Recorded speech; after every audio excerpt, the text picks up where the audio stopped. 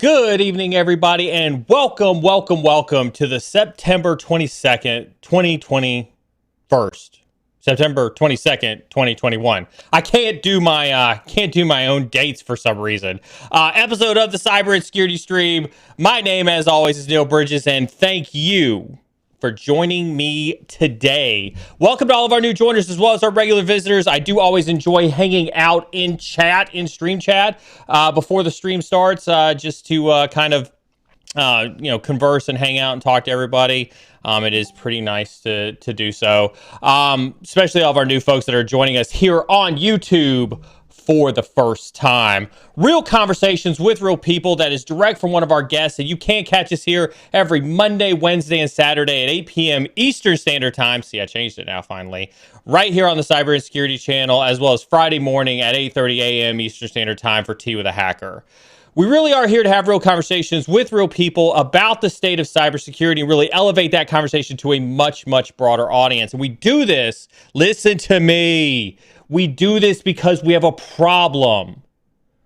You have a problem. We have a problem. Houston, there's a problem in our industry where we don't have real conversations about the topics that affect our cybersecurity industry or the people in it. And so our job here is to focus on those topics and to have those real conversations that affect the cybersecurity industry, the people in it, or the companies that we protect. And because cybersecurity is an ever-changing landscape, our goal, listen, this is really huge here. Our goal is to focus in on multiple aspects of that industry. Devnals in, thank you so very much for the super chat. I really do appreciate it. Your continued support. The Chiller Instinct, thank you so much for the memberships as well. Love all of you who are supporting the channel. Thank you so much, especially in the transition. Listen to me. All this support for the channel. Hopefully you guys saw my video today. Look, when you look at all those thanks that we get, when you look at all those accolades that we get, right?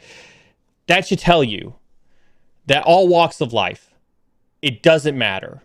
It doesn't matter. You are not out of your league on this channel. No matter how many years you've been in cybersecurity, no matter your discipline, red team or blue team, risk and governance, premier banker, premier whatever, it doesn't matter. We're here to discuss the industry impacts of the current landscape and really the art of the possible when dealing with today's cybersecurity issues. So, listen to me. Whether you're an experienced veteran, we welcome you. Please, welcome to the channel. Share your knowledge with everybody if you're an experienced veteran. We want you here. We need you here. If you're new to the field, thank you so very much for joining. Thank you so very much for trusting us. We welcome here. We want you here. We need you here.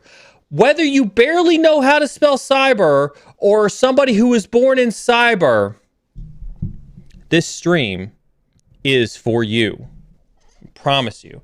We're here for everybody to participate and learn from this community. Thank you so much, Durst, aka Nitronic Deer, for the $5 super chat. Devnals in. Oh, I got that one already. Thank you, Joseph Devon. Focket's in the house, joining the membership club, as well as infosec operator. Glad to see Focket's in chat as always. I miss you, boo. I miss you. With that in mind, we regularly try to have professionals from across the industry. This is not my professional from across the industry, but he is here. At least we can bring him in and introduce him. Jeff, happy old guy Wednesday to you. You're on mute. That is the third week in a row. Yeah, you're on mute. You're on mute. It's not my side this time. It's your side. All right, Jeff. There you go. There you go. Chat's gonna have a field day. It showed me on green. Chat's gonna have a field day with this one. Thank you very much. Jeff, I was just helping you along in your storyline. That, by the way, is getting a little old. Oh, do I need to refresh? I need to refresh it. Oh my God! If you're gonna give me grief, at least be creative. All right. I promise you that next week I'll be creative with my old guy rants. Okay.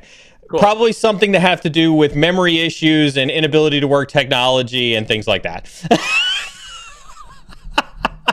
Well, if you would just like let me come on cold, it would be fine. But you make me do a pre-roll. Oh, I make you do a pre-roll? I make you See, do I a pre-roll? I get all messed up then. No, I turn it off so you don't have to hear my guitar. All right, we'll do that.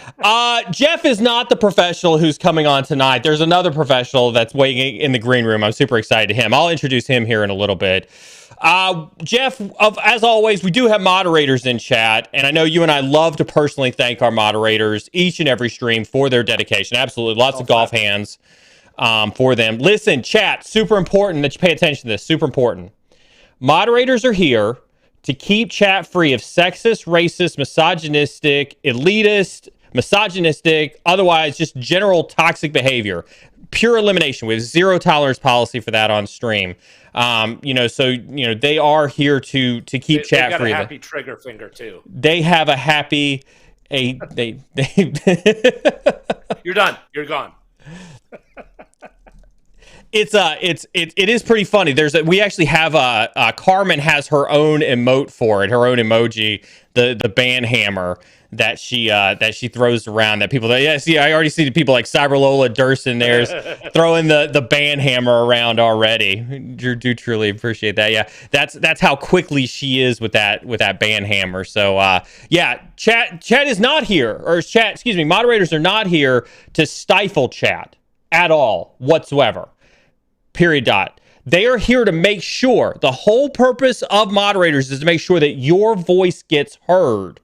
That's the whole reason we have the rules that we do around toxicity, is so that your voice gets heard.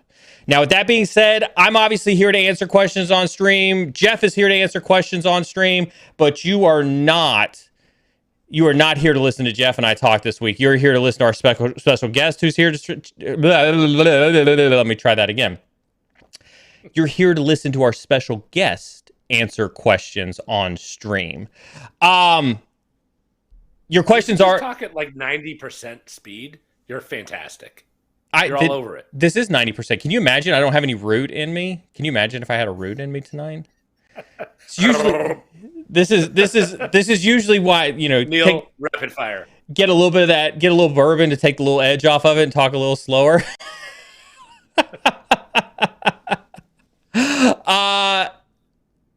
We were on questions. That's right. Your questions. See, this is one of those. It's going to be one of those nights. Got it.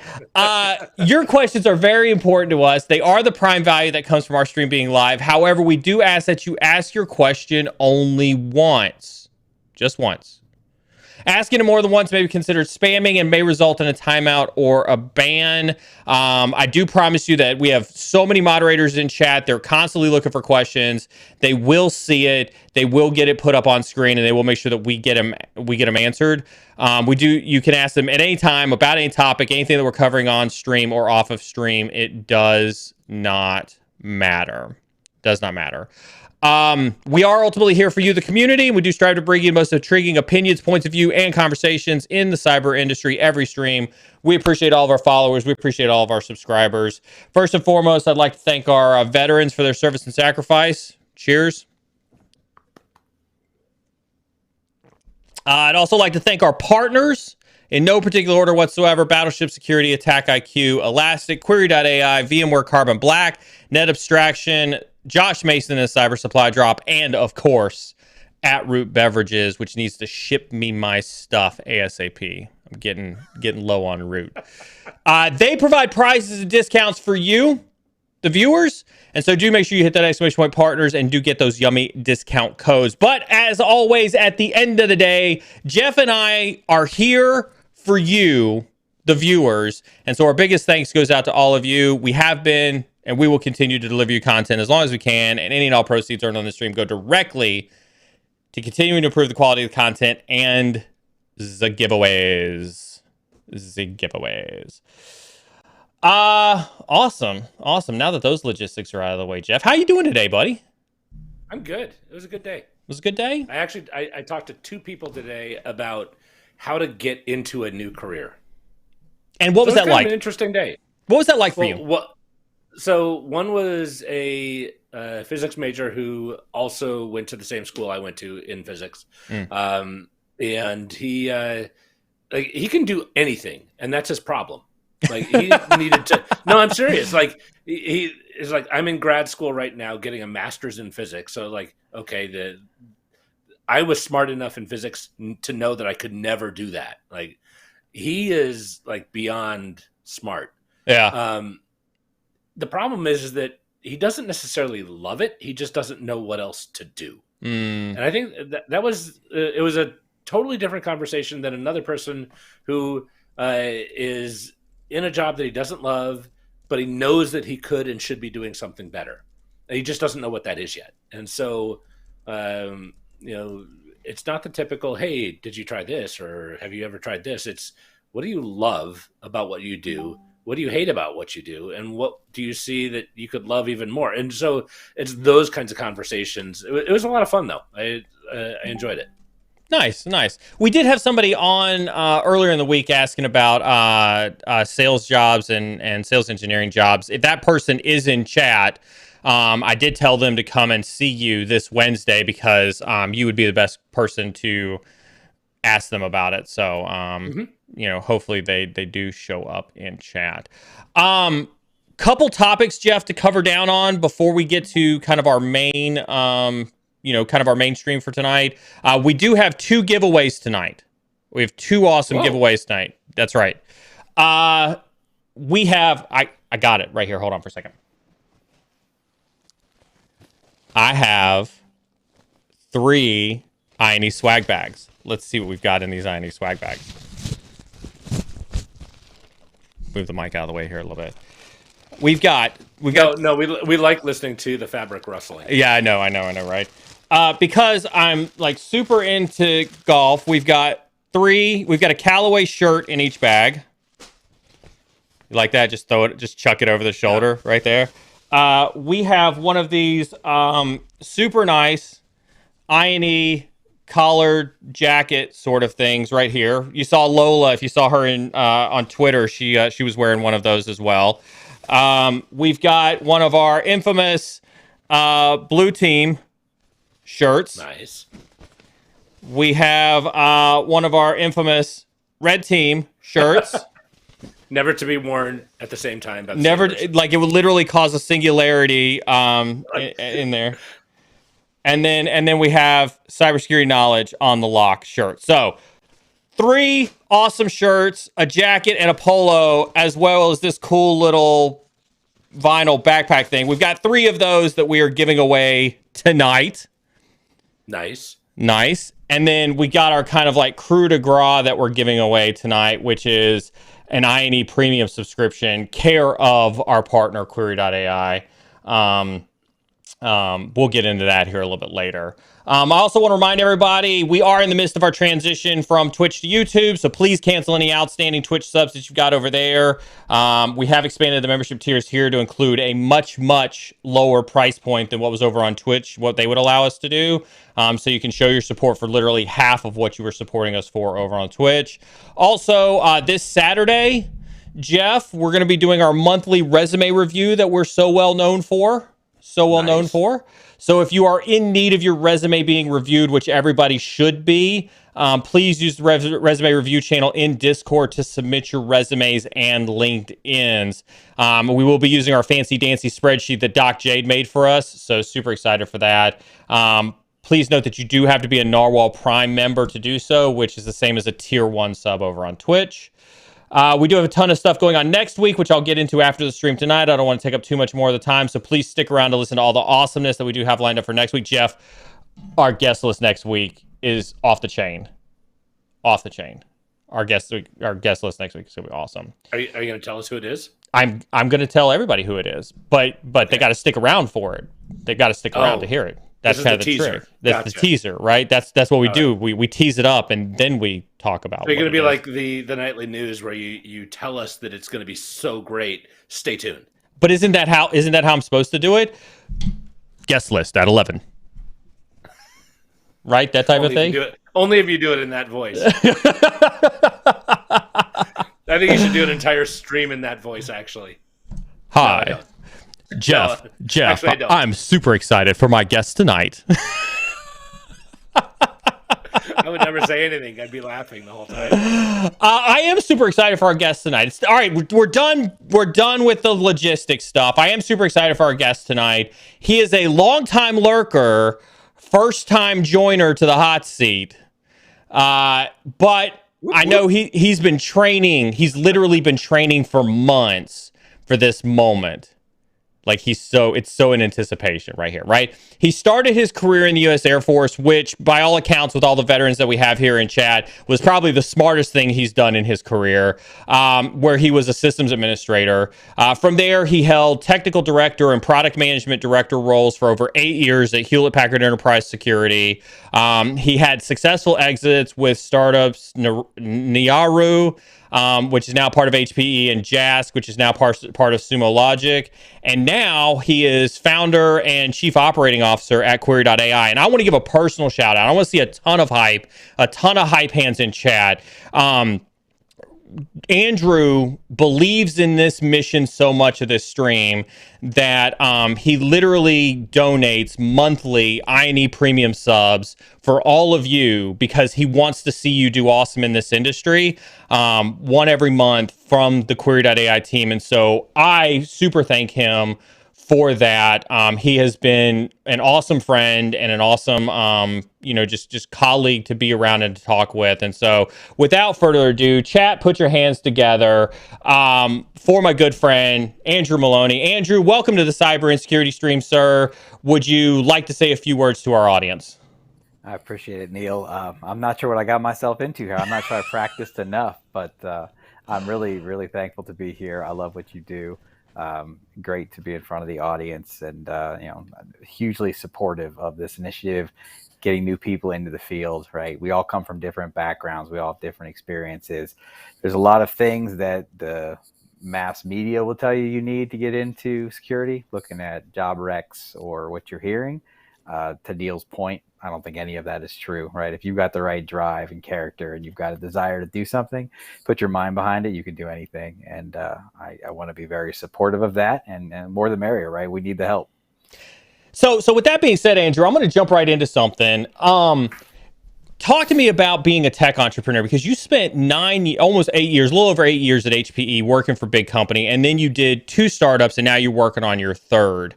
You and I have had this conversation before. I'm hugely cynical of cybersecurity technology. Why? Why are you doing another one? Oh man, where do you start? So, truth be told, 4 of the 8 years with HP were actually ArcSight, which was an early stage company. So I came out of the government contracting work. The allure of the vendor lifestyle was appealing because I was doing far too much commuting and I wanted something different. This is well before the times of remote work. So I got a call from a recruiter. It was like, hey, we're looking for some services implementation guys at ArcSight. It's this cool technology. I was working on ArcSight as a practitioner at both FBI and missile defense prior to that. So I had some experience, and a friend of mine said, oh, these stock option things, they're great. You're going to love it, right? So many things you learn as you go. But as it turns out, I think you know this very well, right? It's about the network. And I met so many good people with ArcSight and going through this, and, getting off your question a little bit, right? This industry can be a lot of fun. And as big as it is, it's super small. So you meet the same people, You see these people be successful elsewhere. And it's somewhat competition because I'm a hyper competitive guy. I don't like to lose. But to the same point, you want to see everybody succeed. So ArcSight was wonderful, hugely tremendous learning experience for me. Great team, great family. You get this vibe of like, we're all in this together. We're building something bigger than ourselves. You go to HP, and to be honest with you, it kind of takes the air out of your sails, right? HP was 350,000 people when they acquired ArcSight. Wow. Probably 500 at the time. It was a big culture shock for us, right? It's not that HP is bad company. It's 5 different companies now, but we were just a cog in the wheel, and it wasn't one of those things they really wanted to focus on and continue to innovate, right? So we lost a lot of our good talent, and you just see what big business can do, which is, I think, where security gets some of its stigma, to your point. For me, the entrepreneurial aspect of this is looking at, you're entrenched with customers every day. If you're doing this right, doesn't matter what your role is, you're never away from the customer. You have to learn from what the problems are, what they're facing, what can we do better? And technology, as you know, evolves very quickly, right? So the stuff we were doing 20 years ago has nothing in common with what we do today. Conceptually, the problems are largely the same, but the way we apply the technologies is entirely different. So as you see new opportunities, you want to be able to bring solutions to that, right? Some of what we do, selfish plug for Query for a second, is about lowering the barrier to entry, right? When you've got 40 technologies in any given SOC and you have to be an expert in each of those to write a query in each of them and figure out how to put that data back together in a meaningful format, that's a really heavy learning curve. Mm-hmm. How do we reduce that, right? So if we can leverage technology to do some of that translation and make it easier, that's a win for the entire community. And at the same point, we're going to talk through a whole bunch of other things, I'm sure, tonight, but the ability to innovate, the ability to be in the driver's seat as we build another one of those families where everyone on this team is collectively striving for the same goal and we're in it together. And it's not about politics or whose budget is that. It's about how do we win? That's why I do it. That's really fun. And I would highly encourage, if you get the opportunity, to take a chance on that. So you're probably one of like two people that I've heard my entire career say that they actually liked working on ArcSight. You got to keep the time context in that's relevant too, right? Yeah, I think there wasn't a lot of other I was young and then. Foolish. Yeah, this old guy Wednesday thing fits a whole lot better than I would like it to. There was a time, I'll tell you this funny story, and I hope swearing's okay here. I went to one of my first customers in Canada. I walked in, I'm 21 years old, right? So I'm just out of the military, done a couple government contracting gigs, and I land this job at ArcSight. And he looks at me day one. He says, "You don't have enough fucking gray in your hair to know what the hell you're talking about." And I was like, "Oh, happy Monday to you." We'll let apologize by the end of the week. We'll let that one slide. We'll let that one slide. We'll let that one slide a little bit. Apologies if I've got to keep my mouth, my language, and you're going to tell me ahead of time. Yeah. That was my bad. I meant to mention that in the pre-roll. No F-bombs on that one. Apologies. I was going to say, I'm still getting yelled at in the ear for that one. No, I think I get invited back. Yeah. No, you're good. We'll make Beardson edit the video again. He's looking forward to it already. He's looking forward to it already. That was a quote, though. I believe that. Yeah. But I mean, you're right, because it's funny to see that kind of evolution where you're right. 20 years ago, it was ArcSight and QRadar, right? Maybe, it wasn't long after that the logarithm came around, and I think that was really kind of the existence of it. And now we've got so many technologies. QRadar wasn't even top of mind at that point, right? You're talking about like SenSage and the Symantec SIM. I forget what they even call that, but yeah, it's come a long way in 20 years, that industry. What's been your, when you look at the industry, when you look at technology, right? And I think that's an awesome context, right? Is you've been part of a lot of technology buy-ups. And so you've solved problems for companies. You've been very successful at it, because obviously you wouldn't have had successful exits at other companies if you weren't very successful at it. What has been your biggest kind of technology aha moment over the last 25 plus years? Aha moment. Wow. It's always interesting to me, as a rather technical person, certainly more of a business focus today, but still, technical roots, to hear the buzzwords come in and then watch the development of those buzzwords. And I'll go back to Hadoop circa 2009-10, right? Hadoop was going to solve world hunger, but nobody could tell me what Hadoop meant. And you could say the same for cloud and some of these things. Now you hear zero trust and all of these different things. It's like, okay, help me understand what you mean by this. Because if you ask five people, you get five different answers. XDR, Jeff, thank you. I couldn't have teed that up better. Drives me nuts, right? You talk to Gartner, you get one answer. Forrester's another. Every vendor has XDR somewhere in their story. None of them have the same conclusion as to what this means. So I don't know if that's an aha moment, but it's certainly like, just because you hear the hype word doesn't mean you should buy into that, right? I would encourage you to dig in and figure out what it means, form your own opinion. And then from there, you'll start to see how these things come together. And that has served me well. Hadoop as a file system, right, is not going to do a whole lot for you. It's certainly part of a bigger technology stack, and you saw the evolution of big data and stuff. I've had the fortunate purview of seeing a lot of changes, right? I mean, when ArcSight was first starting, it was Oracle relational databases, right? I mean, they're still around, certainly for certain use cases, but they don't have a large place in security these days because they just don't fit the bill. So then there's the big data evolution, then there's cloud, it's going to solve everything. And there's always a buzzword. There's always those 3 themes at RSA. Jeff, XDR is perfect because it's so hot right now in the market, and you just like, I cringe every time I see it. But and we're generating half of that, I think. Yeah. you're not alone, my friend. Not alone. It's amazing to me, right? I mean, when you look around, it's like, okay, it starts as this thing coming out of like Palo and Microsoft and some of these big companies, and Gartner's like, well, there's only a couple companies that can do it, but none of them actually do because they're all missing this or that or the other. And then everyone, CrowdStrike goes and buys, what was it, Humio, and then, was it Sentinel-1 buys Scalar, and I go, well, now we're XDR too, and it's like, wow, that's interesting to me, right? But nobody's been able to define it. But they need a whiny voice when they say that, though. It's like, we're XDR too. Right. I'll say that, right? I don't know if this is good advice or bad advice.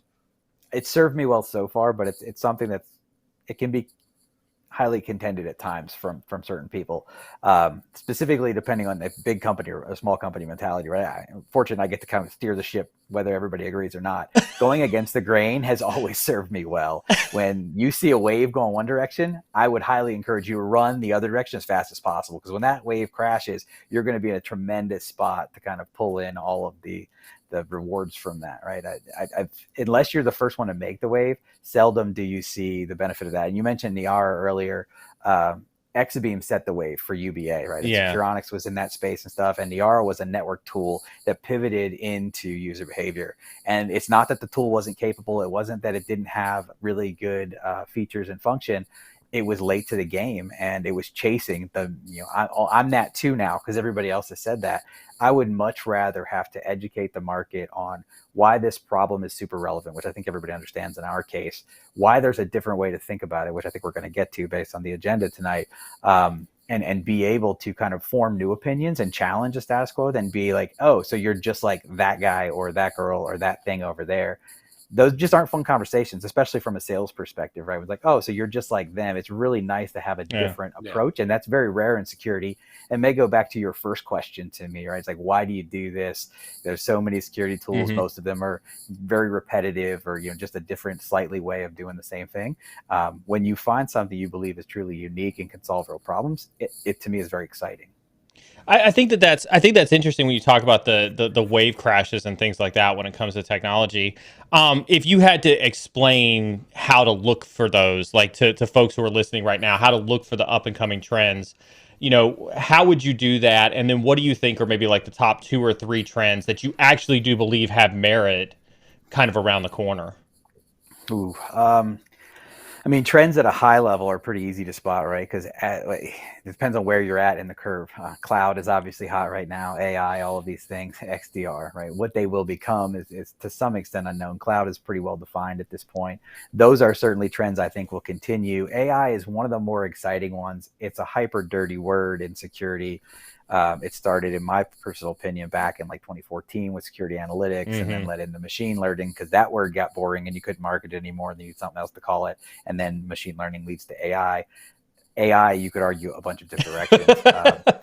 So I'm answering 2 questions in different ways here, but starting with kind of your latter question around where do I think it's going, there are a lot of opportunities for us to mature our ability to leverage kind of automation, orchestration, and even assistive intelligence, if not artificial intelligence, but we have to do it cautiously. And I'll use Tesla as a good and a bad example of this, right? You guys have seen the news about, the autopilot crashing and things. If you were to sell me a car that drove itself, I'd probably say that's fantastic, but you're not going to do that without a steering wheel and brake pedals. I'm just not going to trust it enough yet. Right. And similar to security, when you give me a black box, and you say this is going to detect all the magic of the bad stuff, and you can't tell me how or why it works that way, I'm going to be a little iffy, right? So thank you. I think marketing's part of these problems, but ultimately, I think that is an area that is going to help us drive the future. There's no question that adoption of cloud services, SaaS technologies is leading the way, right? I mean, everyone still has an on-prem presence, but I don't talk to customers anymore who have just on-prem. Even the legacy holdouts, like the old school financials. heavily regulated industries, government, have moved a lot of their capabilities to cloud. They may do it in a unique way, but they're leveraging those services and capabilities. You'd ask another question in terms of like where do you spot the trends?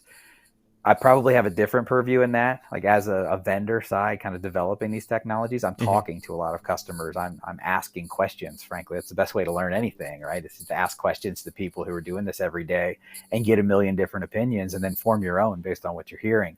If I'm an analyst sitting in the trenches and doing the job every day, what do you hate the most about it? Right? What's the hardest thing for you to do? And then ask, why in the hell do I have to do it this way? Can I say hell? So, like, why do I do it this way? You can say whatever you want, because Neil now has to go back through and edit anyway. So it's fair game. Right, well, that's your fault for not warning me. I might have been in the Air Force, but I have a sailor body now. Sorry, I kind of held you to the Air Force standard. Maybe that was my mistake in terms of doing that one. Yeah, whatever.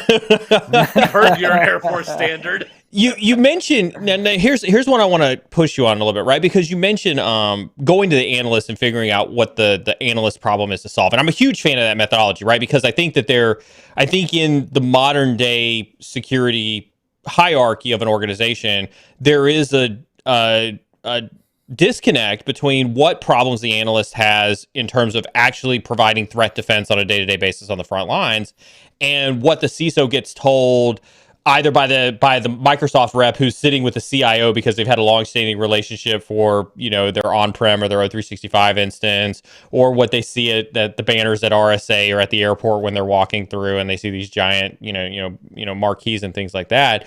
I feel like there's just too much of a disconnect that exists between the analysts. How do you see that, and what do we need to do to solve that problem as an industry? You asked for a crystal ball. Yes, short answer. I see that. I see that a lot, actually. And it's a challenge, right? I mean, there's a million reasons for this. You get asked, how do you make security easier? How do you secure an environment? What do the CISO, what should they do, right? And, as you build a bit of a persona, I've always said I want to be the rich guy, not the famous guy, right? So I'm neither now, but I'm getting more and more of these inquiries around like, what is it that you think on this? You're an industry leader, yada, yada, yada. And it always comes down to those kind of things. That's a really hard question to answer, because when you really break down security, Neil, I know you and I have talked about this before and we think a lot alike. You got to start with the basics, the art of war, kind of know yourself, know your adversary, right? But you name a CISO one that's going into an environment that's been there from the beginning, right? They're always starting with some legacy baggage. You're a new CISO in a company that's been around for God knows how many years.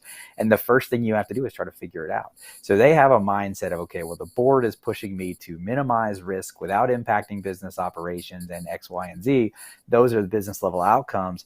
Translating that down to what an analyst needs day to day, and even understanding what's there, is complicated enough, right? From the analyst, you probably don't have the purview or foresight to understand what risk really means and how to speak with the board and all of that, because you're early in your career and it takes a long time to understand that. So I think there's room on both sides in terms of like how to try and solve this, where the CISO has more open town hall kind of communications. Here's what we're doing. Here's why. Like the way we run our business is very transparent, right? I'm not going to ask you to do something without telling you why I think this is the right choice, and you can agree or disagree. But at the end of the day, there's one throat to choke. And in this case, it's the CISO, right? In those cases. So for them to communicate, the decisions they're making and what their objectives are clearly does help the analyst team to bridge that gap and identify some of those things. And I've seen a lot of CISOs moving towards what used to be like, hey, I've had a relationship with this guy 10 years. We're going to buy this and you're going to use it, to I appreciate you bringing this to me. It's interesting. Now talk to my team. And if they embrace it, we'll absolutely move forward, but not trying to force technologies down the throat. I think that's the right approach ultimately, right? Because if they have to use and own the technology, then they have to believe in it. They have to want to see it succeed, and they have to be willing to put in the time, because as much as everybody likes to talk about it, there is no such thing as a true turnkey solution, right? There's always business context or other kind of things you have to bring to a technology, people, process, and technology to make the overall program effective.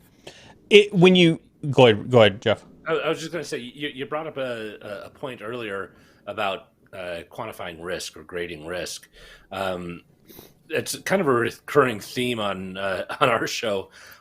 Just kind of like, how do you view risk, and how would you grade it if you had like complete control over all security globally, and you said, "Oh, we should grade risk this way"? How would you start? A bit of a loaded question, or maybe a loaded answer. Turn everything off, unplug it, put it in the closet, lock it up in Fort Knox. That's the only way to make it secure, right? Take it offline. However, that's not a valid answer, right? Because you need business continuity. The world has to run. If we shut down the internet, we're going to piss off a lot of people. So that is how I grade risk. Is like, okay, what is the required function for the business? And that's what I mean by know yourself, know your adversary. How do we make money? What, not just from, hey, I'm Amazon and I've got a lot of retail transactions online, it's e-commerce, but what systems fuel that? From, you know, literally the manufacturers who are giving me the goods to put in my warehouse or on the vans, but every step in that process, all the supply chain, and it's a massive undertaking, which is why this is a difficult thing to solve for. But looking at all of those things, there's really good graphics I've seen a million times on LinkedIn, and I can kind of walk through what it looks like, but I don't have a picture to show you. And it's got like, there's a high probability, but a low impact, where basically you're stepping over a crevice, there's the high probability, high impact, where you walk over the spike pit and there's no way to jump it and you're going to fall in. You know, you have to really look at things like that. Like, what is going to impact the business the most? What things am I willing to accept? Because if they do happen, they're low impact, I can recover quickly, I can build in some cyber resilience, right? Which is something we should probably talk about if you're interested in that. It's a hot term these days as well. And I have my own opinions on what that means, right? But you know, you can't pretend you're not going to run into issues these days, right? Everyone is going to have some level of a compromise. They're not all catastrophic, and that's okay, right? If we embrace that and we start to practice and prepare for it and we know how to respond, then we can build a high level of resiliency and we can overcome that. And then what you're really looking for is like that end of the world moment, right? Where everything is locked down from ransomware, or there's been some super massive compromise that you're in the front page of the paper. SolarWinds, you know, it's not great, right? I mean, it's For a big impact. And a super, I mean, look, the credit to them, like that was a pretty advanced capability that they got hit with. So how do you stop those things? I think the short answer is you can't. You want to prepare as best you can. But yeah, to the question of quantifying risk, there's always a trade-off, right? The more you know about your business, your operations, potentially who may want to compromise those things, who would be interested in how they may go about that, the better you can prepare. And then it comes down to a conversation of like, what is the trade-off? How much money can you throw at this? How do you apply that money effectively so you're not trying to buy a silver bullet, but you're putting together an ecosystem of security technologies that you can actually create a good cohesion with, and you know, you do the best you can to some extent defensively. And a lot of people would probably disagree and hate that answer, but there is no magic to this. I mean, in my experience, you can't just plug something in and have it solve all your problems. Well, but on that same note, let me put a little pressure on you to answer it a different way, right? Because we, you know, to Jeff's point, we like to bring that return on investment conversation whenever we talk about risk. But there are definitively people that are listening right now. Hell, I've been in that situation myself before, where you do your due diligence to measure the risk, to provide a risk picture, to talk about the return on investment for security technology, for staffing increase, for, you know, whatever it is that you need to do to protect an organization. And you do have leadership that looks at that and says, meh, I'm good, right? I don't believe in it. No, you're not. You're absolutely right.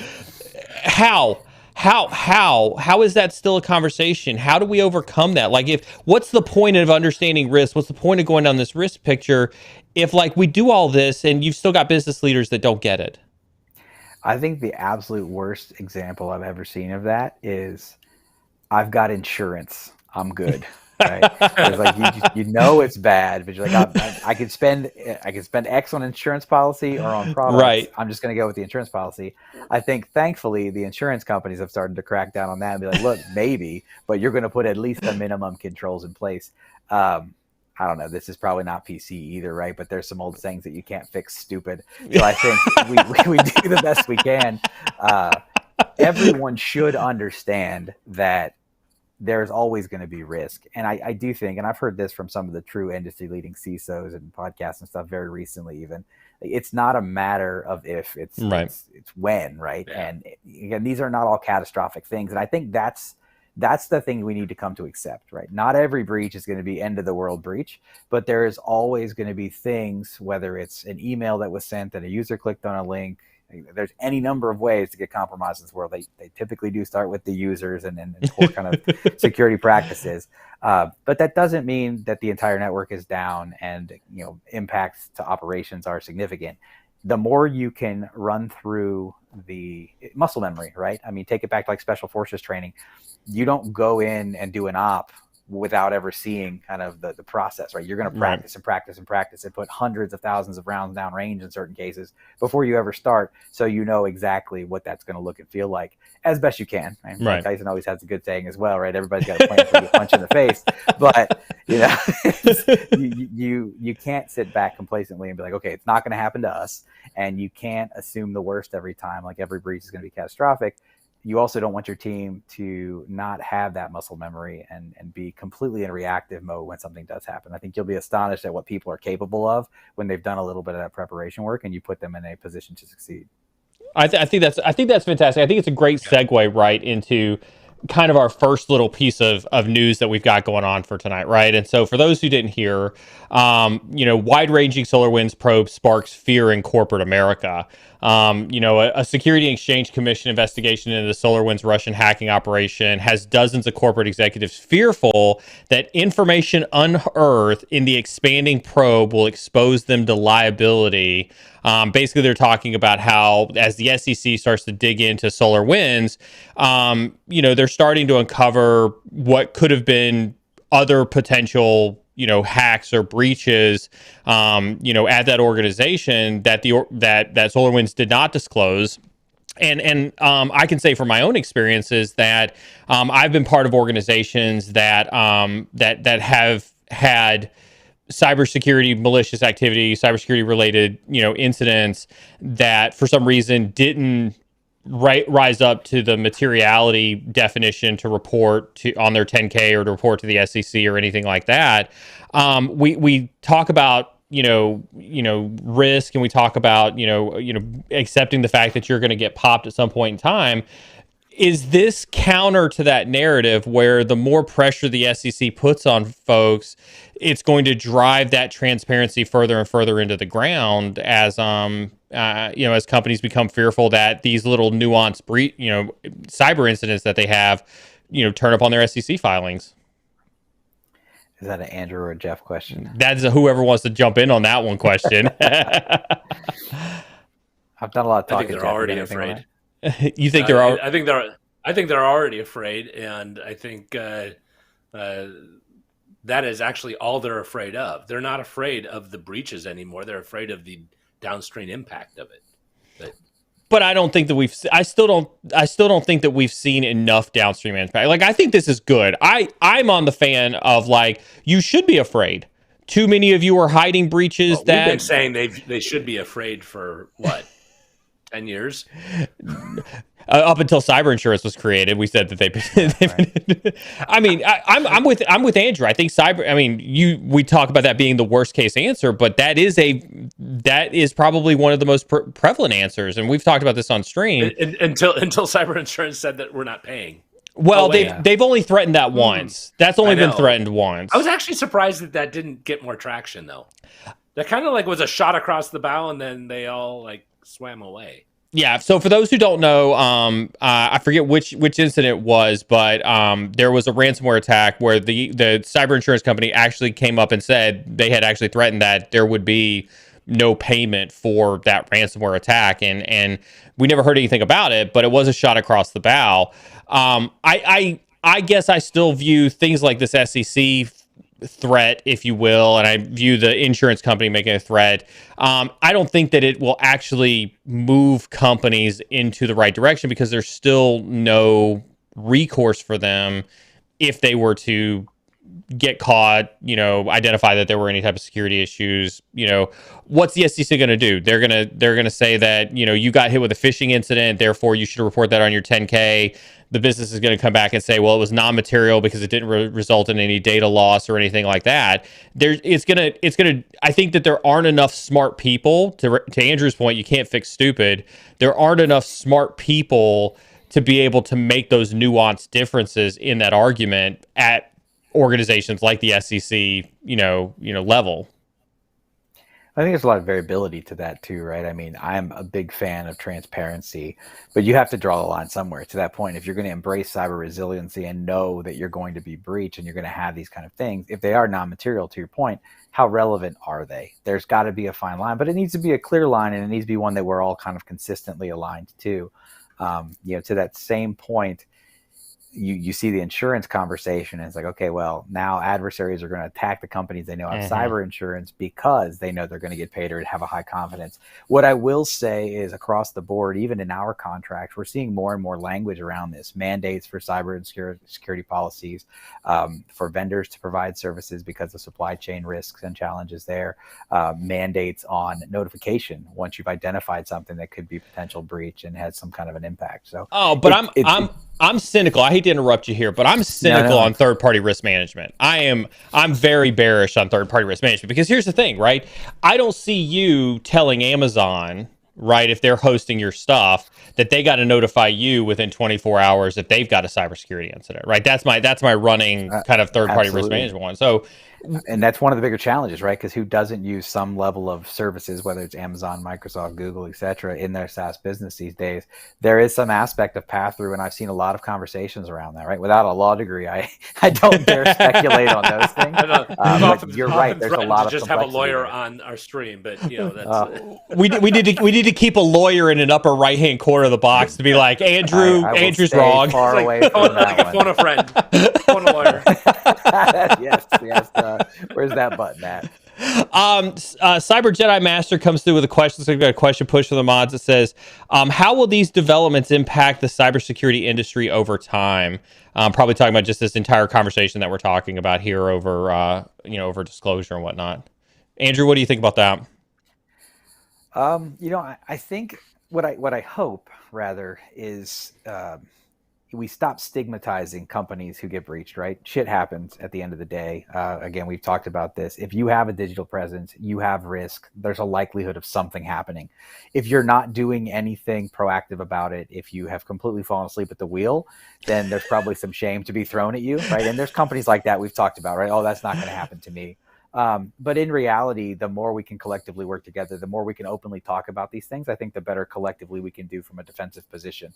So again, opinion, I don't know if everybody shares it, but I do hope that we can start to embrace a little more open and transparent conversation here. We can better define what a true incident means so that we have more understanding and constraints around what needs to be disclosed and what not. I think, to your all's point, people are afraid of the downstream impacts. They hide as much as they can and defer back to, well, I'm going to minimize how much I have to release. I think, I don't want to be quoted for this, and this is one thing everybody leaves from the stream. You can't fix stupid.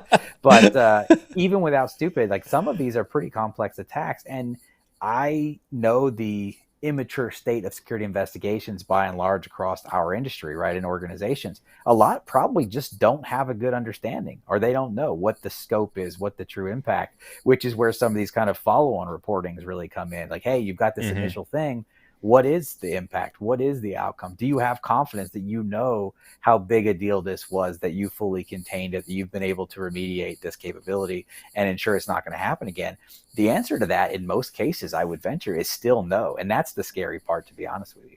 Isn't that a little bit, unicornish to think that we're all gonna kumbaya together as an industry to solve all of these problems? Isn't there a little bit of that's a little bit of a fantasy? I think at the tactical and the operational level, we all would love to come together and solve these problems together as an industry. But I think strategically, I don't think that alignment is there. Prove me wrong.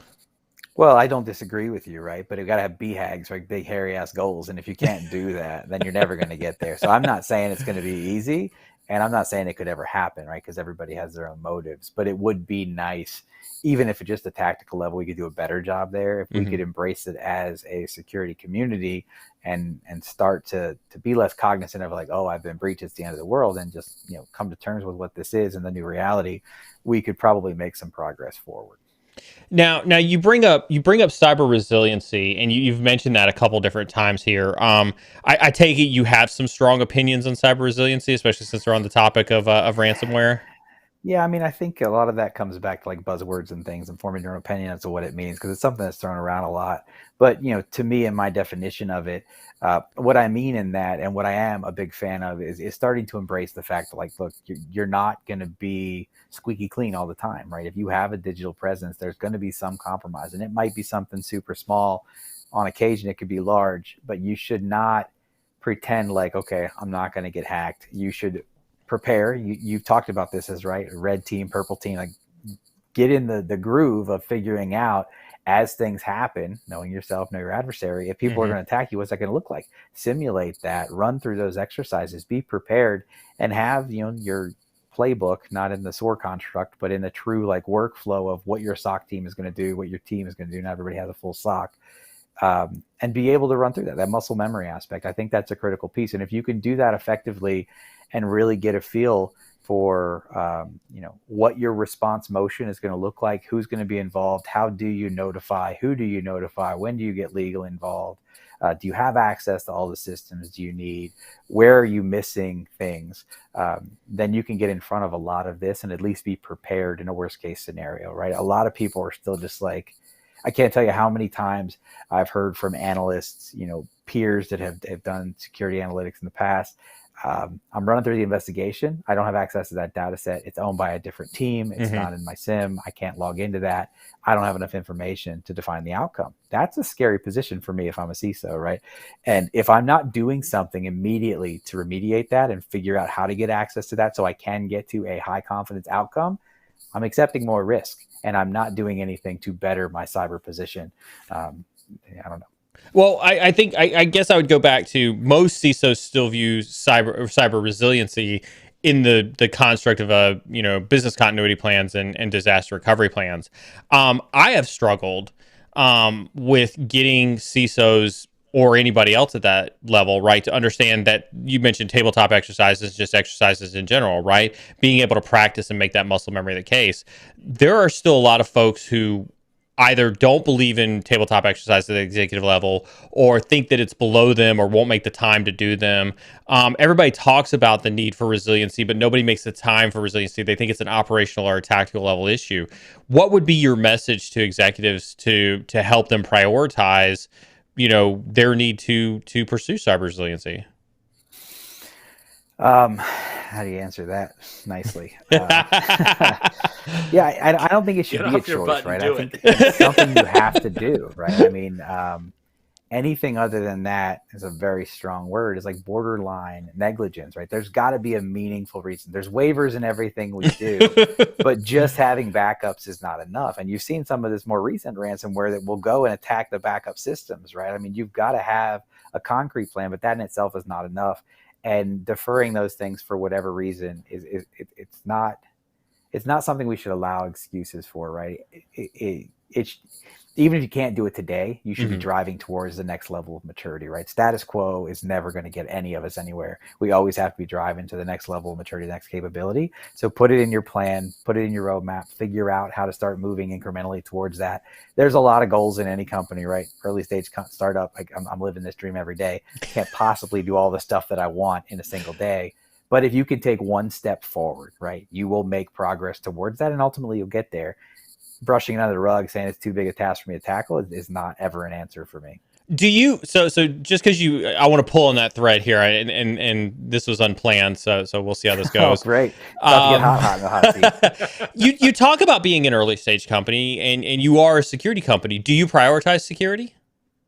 We do, actually, earlier than most would anticipate. We are currently going through a SOC 2 exercise, which you would say, okay, compliance, low bar, all of these things. But a lot of this stuff for us is implementing the ability to monitor these control sets that we put in place significantly earlier on, which is an investment for us, right?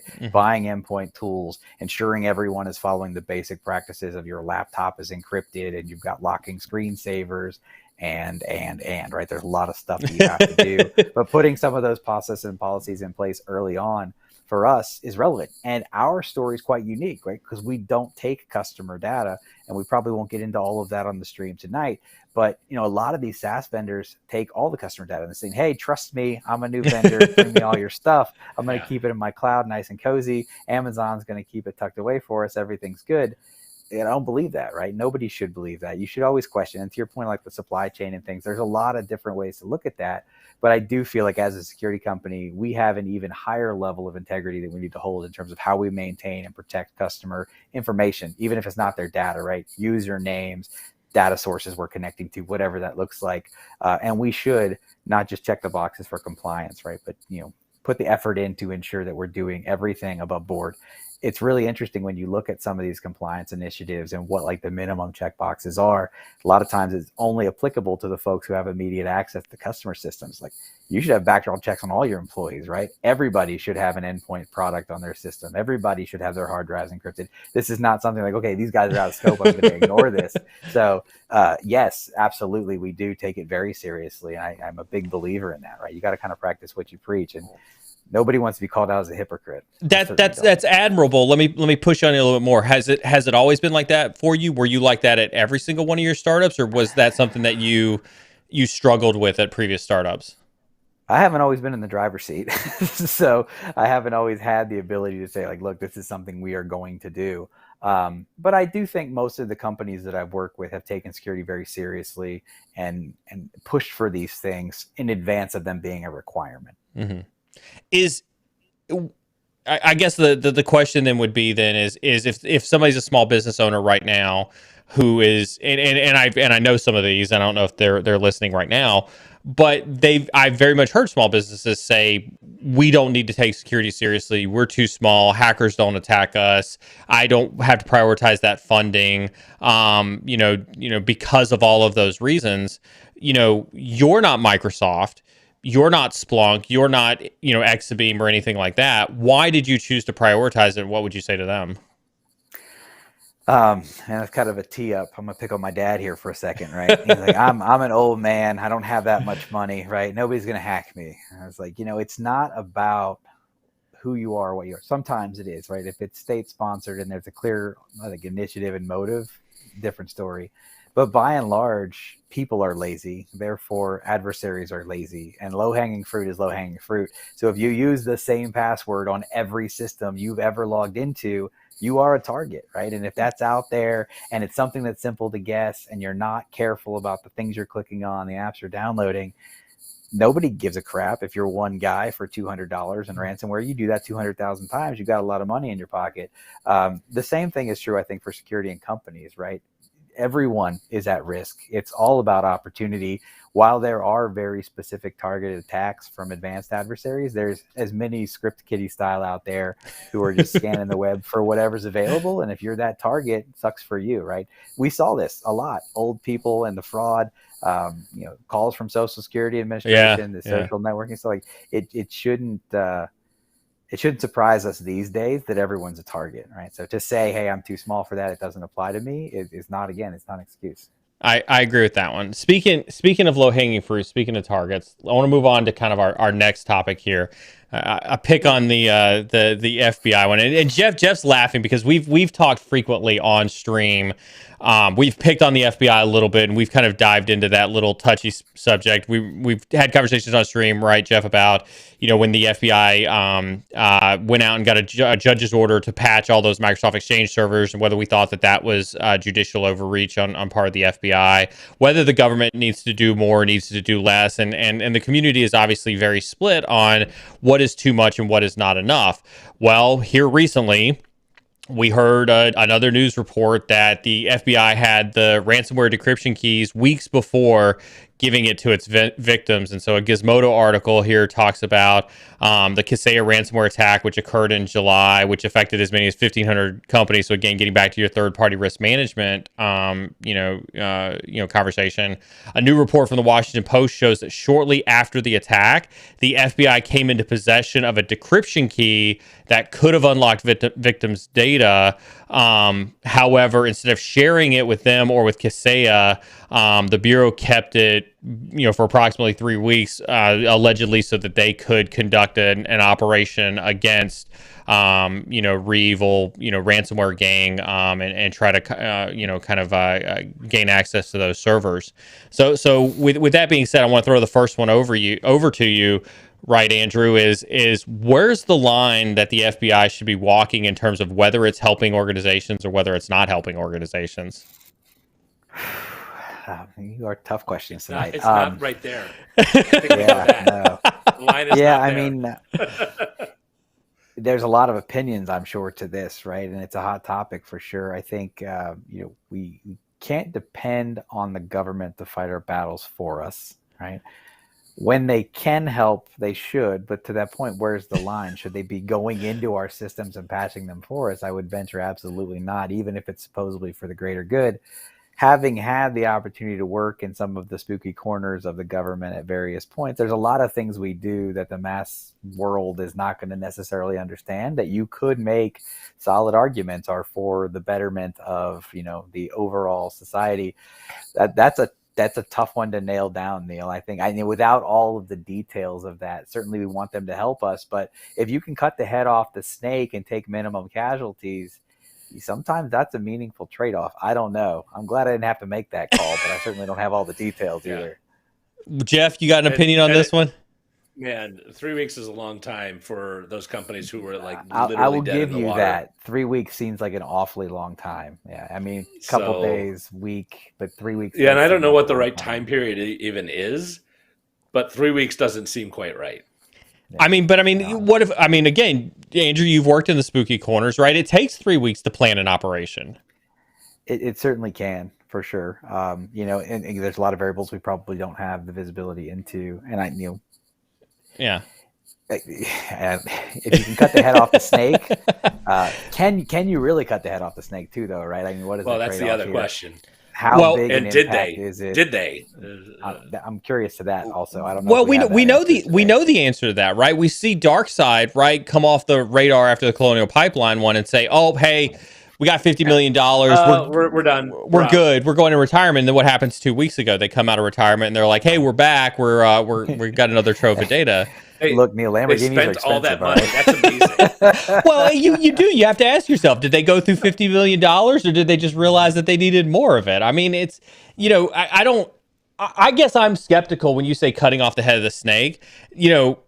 I don't believe in the capabilities of the FBI, right? I've been a CI, I've been a confidential informant for the Milwaukee Bureau of the FBI, and they were very, very open. And this was 2013, 2014, so I'm not saying anything that's like literally as of last month or something like that. But in 2013, 2014, they were like, we are nowhere near equipped, right, to handle the amount of cyber crime activity that is out there, let alone stuff that happens in Russia. And right. So I don't necessarily, I guess I'm not as, I don't want to call it patriotic, but I'm probably not as hoorah that the FBI can go out there and cut the head off a snake of a group like REvil. Well, I mean, there's a whole lot of conversations, angles to this, right? Offensive, counter strikes, things like that, right? There's tons of opinions there. I have my own. I'm sure you have your own. Slippery slope, to say the least, right? So, I mean, legally, what rights do they have? What kind of actions can they take to cut the head off the snake? And then outside of the legal boundaries, right? What is too far in that regard? And what are the repercussions? Like, can you really attribute these things effectively to geo area, a team, attacker group? There's been a lot of debates around that, right? So I'm not even going to start to speculate on that. I don't want to start that firestorm in this hot seat either. But I think the government should do what they can to help. We should not depend on the government as the solution or the answer for this, to your point, right? Whether they have the capabilities or not, we can't fall asleep at the wheel. We have to do our own diligence. And to Jeff's point, 3 weeks is a long damn time, right? If my business is hemorrhaging and you have the answer, I would really hope you dangle a carrot there. So, I mean, maybe there's some way to do that where they could communicate and provide help without just publicly saying like, hey, we got the decryption key, right? So, I mean, if you can covertly go after this offensive, cut the head off the snake approach and put a program together, you could probably do something to help these people that are completely locked down and able to conduct business.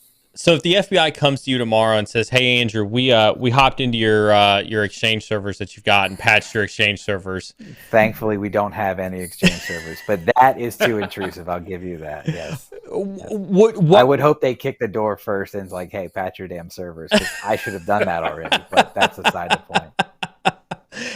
Do you feel, as a business owner, do you feel that you have any options in that? And I'm not asking you to make any legal recommendations or anything like that, but does it freak you out to think that that's a possibility, and what your recourse would potentially be for that? We're still smaller scale and scope. If they came in and look, there's a sense of like, you've overstepped, this is intrusive, I feel violated, right? But at the same time, if they just patched the server and they left, is it a terrible thing? I mean, you got to kind of weigh the pros and cons. And why in the hell wasn't the server patched in the first place? It's not like we just heard that this was a problem. Most vulnerabilities that are out there and get exploited are not net new, right? There are certainly 0 days, but a lot of these things, like you see CVEs from 2004 that are still being exploited. It's like, what in the hell is wrong with you people? Yeah.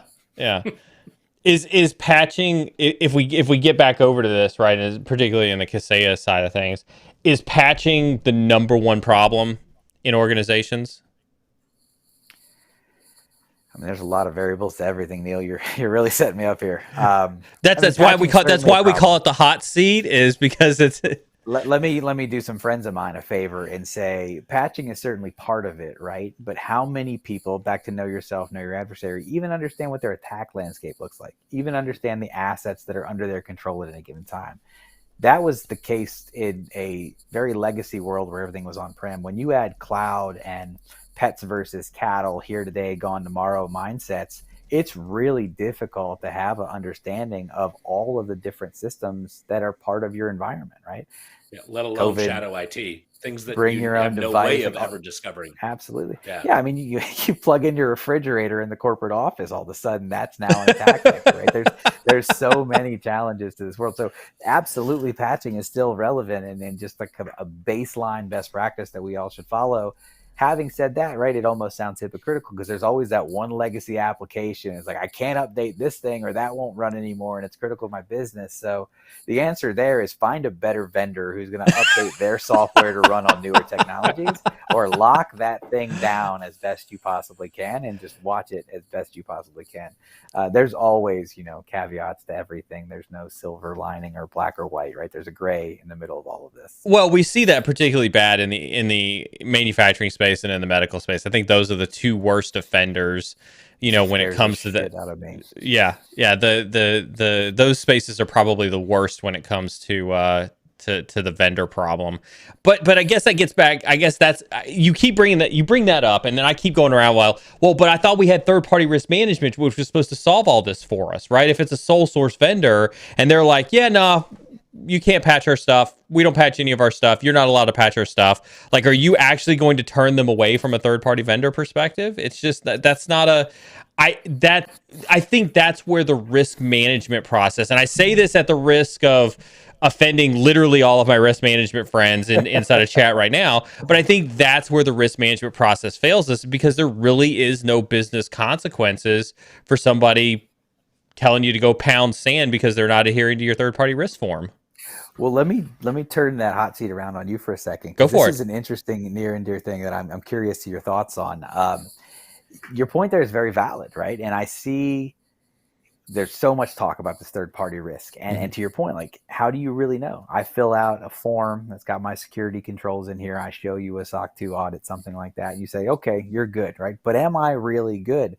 How much right do you have as my customer to dig into my environment and really see under the covers, right? Should companies have the obligation or the ability to go into a vendor's environment, not necessarily patch servers like the FBI did, but to see what it really looks like, right? Is this a checkbox for controls, or are they really looking at a security program? And is there a collaboration opportunity? If we're going to be this dependent, I'm opening up a whole can of worms right now. Oh, yeah. Sure. Oh, but like, is there an opportunity to work collectively with your vendors, not as, vendor customer relationship, but as partners, to say, I know that there's a risk here associated with the services I provide to you, and you have a right to work with me to collectively monitor this in support of, securing your ultimate outcomes, right? Slippery slope for sure on both sides. Incredibly. And I have tried that. I have been part of organizations where I've tried to go to contracting and introduce right to audit clauses for a lot of our third-party vendors, to say that I could conduct a pen test on your organization, or I can if I wanted to, I could come down and test the web application as part of your SaaS platform that I use, right? Not you give me an executive summary from Verizon or insert third-party pen testing company here, right? But I can actually conduct the pen test myself, and it has failed miserably. And we not see just those written in the contracts more and more, right? But a once a year audit is not the same as a continuous monitoring operation where you have, again, constant understanding of compensated controls and what's actually going on. Again, I don't know which side I fall on, right? As a vendor, that seems pretty intrusive. However, as a security professional, it's like I can understand as a CISO why you would want that. Yeah. And I guess it gets back to like, there's too many vendors out there that will gladly say no, and they'll call your bluff as to say, well, are you actually going to go to another vendor? Or are you going to tell me to go pound sand? Or are you not going to buy my services simply because I refuse to agree to your right to audit clause? Right. And I think this gets back to when we talk about like SolarWinds, and when we talk about, cyber insurance, and we talk about risk management, if there's no teeth to an argument, then you really don't have controls. There's got to be accountability. SolarWinds would have passed any pen test, don't you think? With a password of password 123 that was apparently holding together their code repository. That was the intern's fault. It is always the intern. Is this why nobody hires interns? Like, what's going on here? But I mean, yes. This is why you hired 4, so that you had plenty of people to blame. Shout out to the Joshes. You guys are awesome. Yeah. Shout out to the Joshes. Look at that. Josh has got shout outs for the interns. But no, it is. I mean, I would have hoped a pen test would have discovered password 123, but who knows?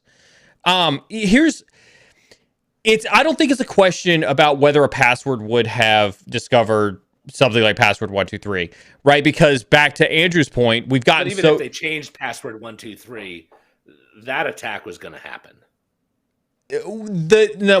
Careful. They were targeted, which means that if it hadn't been that way, they would have found a different way. But that's was just the low-hanging fruit. This was the low-hanging fruit. Exactly. And so a pen test should have found it, but because I tell my story all the time about how, like, I did a pen test for a company one time, and I got in through the security guard's Windows XP machine that happened to have an admin password that was the same as what the administrator for the domain was, and that allowed me to hop, skip, and a jump away into the PCI environment. And I actually had a CISO tell me that I had to change my report to say that I didn't get access to the PCI environment because that particular machine was below the risk line, in the organization. And this is why I'm cynical on risk management framework. This is why I'm cynical on a risk posture. It's not that I think it doesn't need to be there. It's just that I think that we have too many smoke and mirrors. And when you add in third-party risk, frameworks, when you add in, third-party risk forms, when you add in, an entire vendor, relationship management, when you try to change contracts, when you try to do, right to audits, as soon as a vendor can tell you, no, we're not going to do that, and you're like, well, we have to use them because they're a sole source or something else like that, then why do you have a function that's focused solely on that? I think it's a waste of time and a waste of manpower. What are the repercussions if they say no? Is there stricter penalties? Some other enforcement? What should the repercussions be? Yeah, I mean, if you're going to say no, right, then there has to be higher consequences.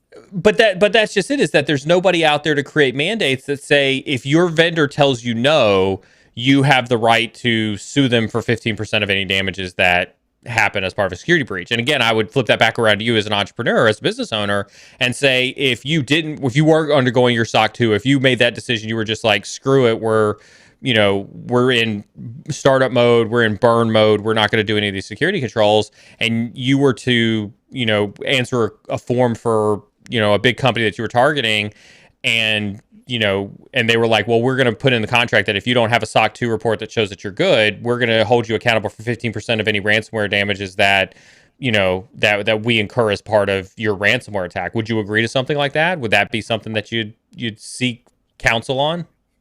So my non-legal answer to that would be, it would have to be some percentage of the contract value. It certainly wouldn't be 100% of everything. Well, I think that's what it all boils down to anyway, right? That's you can't right. exceed the some percentage of the total value you're getting from that customer. As I've ever viewed enough contracts, that's not a win-win. If you're 15% of all damages and you get like $100,000 for a contract or something, right? That could go crazy. That could go insane. Yeah, I guess it gets back to there's not enough teeth in a lot of this stuff. Oh, Jeff's. There's the eye roll. There's the Jeff eye roll.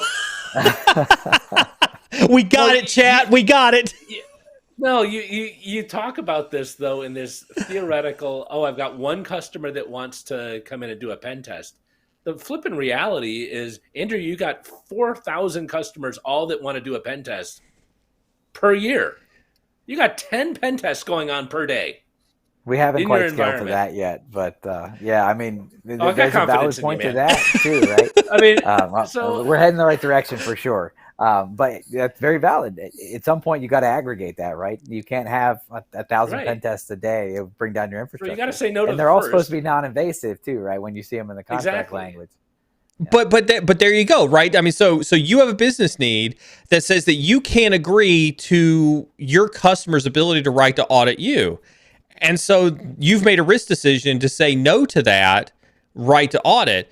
But to your point, like, that puts you on a weird spot from a vendor perspective is, do your customers have a right to audit you, or do you have a right to audit Amazon in this case, or insert any other code vendor that you've got here? And this is why I think that it's a lose-lose for not just you, it's a lose-lose for your customers, and it's a lose-lose for your vendor, because everybody's doing this at each other all the time.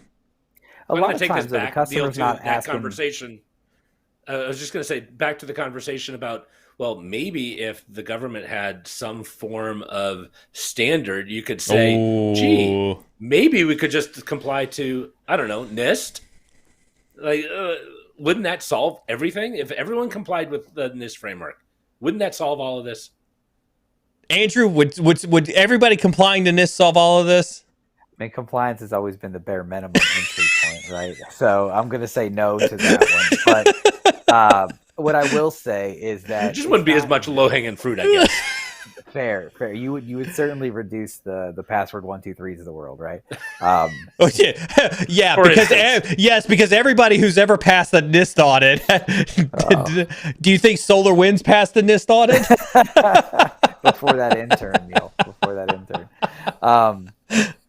Let me just close the loop. Neil, that machine was below the risk line. Yeah. That one shocks me. You basically found a jump box. Like, oh, that doesn't count. give me a mulligan on that one, Neil. I don't want to talk about it. That's well below the risk line. We're not worried about it. One of the few. Close the loop. Go ahead. I want to close the loop on this 10,000 scans a day from the customers, right, or 1,000 scans a day. I do see a lot in our contracts where it's not necessarily their right to audit you individually, but a third-party validated audit firm, right? So, like, if I hired you to come in and do an audit, and you have a report that covers all of the T's and C's and has a extreme enough detail that I didn't do myself, and they didn't have to do, you do it once and you can kind of give it out, which is more intrusive than, say, a SOC 2, right? Which is more kind of monitoring for like the basic best practices. That's what I typically see in a lot of our contracts. It's not the customer necessarily. Some do ask if they can do their own scans and audits, but you must have an independent, validated, authorized audit firm once a year come in. Once a year, still arguably not enough. Again, as a business, it's more than enough, right? So we have to find a balance there. But I do think it can't be something you've done yourself. It can't be a self-audit where you say, here's my report, I've done this. It can't be every customer on their own, because there's no way to scale to that, to Jeff's point. But there's got to be a middle ground. There has to be a middle ground. I am bearish on the NIST CSF stuff too, right? Because and again, it's not that I think NIST is terrible. It's that NIST is a guideline. It's not a requirement, right? And it's a good guideline, to your point. It's a fantastic guideline, but nobody's required to do it. But then we're right back in the full circle again, which is, where is the overstepping of the government, between where can they mandate that you adhere to NIST? Where does NIST become a a PCI from a security controls perspective. And I don't think that we are in a place to where we're ready to embrace that level of oversight from the world. Yeah, I mean, again, that's an interesting conversation point. We'll see where that goes. I don't know if you have a thought on, whether those kind of mandates come down the path in the future, right? How much regulation does the government put in? There's a very parallel political conversation right now around how much oversight the government can have in terms of mandates. Yeah. So keep this focus on cybersecurity, but it's an interesting time in the world, to say the least. Neil avoids the political conversation like to the core. We do. Great. He won't go there. I'm glad that we do. I'm glad that we don't. We'll have a conversation about the cybersecurity aspect of anything, but we'll leave it there. I was saying, like when you talk about government mandates, there's a lot of that going around. So we got to be very careful with what we wish for. Yeah, exactly.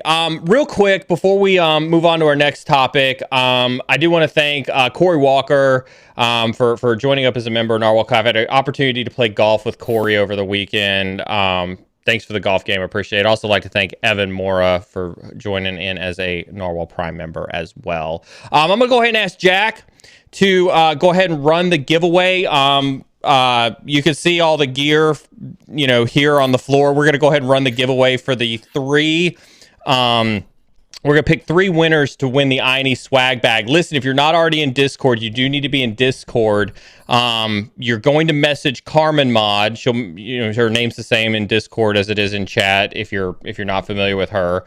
But you're going to need to you are going to be required to give her your name and an address. A name and an address, a physical address, so that we can get your swag bag shipped out to you. But we are going to pick 3 winners of that. For that one, but I'll go ahead and ask Sec IT guy to go ahead and start that giveaway. Yeah, you're totally gonna have some smart aleck giving you an IP address. Yeah, I know. We get physical via Mac, right? I went to physical. Exactly. Oh my god. You're totally right. Oh my god. Here we go. All right, last news piece for the day. And I love picking on these guys a little bit, right? We have a love-hate relationship with the team here at Splunk.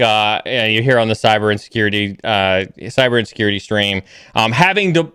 Having deployed 3 Splunk environments in my time, I can definitively say that I have a love-hate relationship from a real operational perspective with Splunk. But we saw recently, this week, as a matter of fact, shares of Splunk are down 10% to date and 30% from their peak, as well, even though their annual recurring revenue growth appears to be stable and strong. And so while this isn't a business conversation per se, Andrew, when I do see this, I do wonder, are we starting to see a falling out of love with centralized log management? I'm going to ask you a question and follow on to that. Like, what is their current market cap? It's 8x whatever their 22 revenue was. Actually, that's their valuation. I forget what their market cap is. I think they're still in the... It was 30 billion at one point, and it fell to 26. And even if it's a 20 now, that's still a pretty good valuation. Yeah, so they're a long way from gone. I think it's an interesting question, right? Splunk, I'll tell you this. I've never had a customer that says they don't like the technology. It doesn't work, right? Yeah. What they hate is the cost model. Yeah. What they hate is some of the sales tactics. Yeah. In terms of data centralization, I think it's time that people have started to question, like, what am I storing this data for? Why am I paying every day for every gig? And when you really dig into this, it comes back to some of the conversations we've had about status quo, right? When I challenge CISOs, it's like, oh, you got the SIM, you hate paying for it, right? You tell me every day that it has cost you too much. You got more data to send. This is compounded, obviously, by cloud and SaaS and all these other technologies, and in trying to centralize all of this data that's very much no longer in your kind of centralized control. Why do you do this? Very seldom is the answer to correlate this data, because I've got to run heavy analytics on it. A lot of the data that's kept today in log retention is around forensics. I might need this later to support investigation, or compliance, right? We talked a lot about that. Some auditor needs to come in and run a report once or twice a year. data that's infrequently accessed doesn't necessarily need to be paid for every day for every gig. There's a lot of new technologies out there. We can go through a lot of them if you'd like to. But I think, that is forcing people to rethink the status quo of what we've done for literally 20 years now, whether it's Splunk or some of these other big SIEM vendors out there. People are starting to take a closer look as to kind of what this means. How does it really impact their security, functionality, operations, capabilities? Is this universal centralization repository really the answer? And I think my personal opinion is strongly no, right? I've never seen a single customer that has everything in one place in my entire 20-year career. And it's not always been because of cost, right? Before it was a technology challenge with Oracle, as we mentioned. Now with, cloud and everything, it's just really difficult logistically to get all this data back in one place. You add transfer costs to that. We talked about politics and stuff in cyber already, right? Politics and bureaucracy is live and well in every organization in the world. So if that IT guy owns that system and he doesn't want to send you his logs, you're not going to get it in your SIEM. And that means there's yet another gap, yet another data source that you don't have access to, which is, some of the many complications that could affect, Splunk has a lot of competition in this space too, so there's a number of ways to interpret this from a business level conversation. I think that was far from gone is of what his I would decision. leave. Yeah. You think so, Jeff? Absolutely. It was, how do we ensure that we don't lose the market share that we've got? And maybe if we do this to a critical mass, we'll actually get rid of some of the competition that we already do have. I definitively agree with everything that you've said, Andrew, on the complications of Splunk, having done numerous of these implementations, right? And I've talked to the CEO of Splunk. I've sat with him at one-on-one meetings with him, and I've had direct conversations with him about their pricing model, and they very much just kind of shrug it off as, hey, we're Splunk. This is how we do our pricing model. Just deal with it, kind of thing. And so they've very much taken the approach of a lot of other CEOs that we've seen in this industry, CrowdStrike, that basically just kind of says, we're awesome. You're just going to deal with what we do a pricing model. And I think that's put a foul taste in a lot of people's mouths. And I think if anything, it's fostered a lot of, to your point, great competition in this space.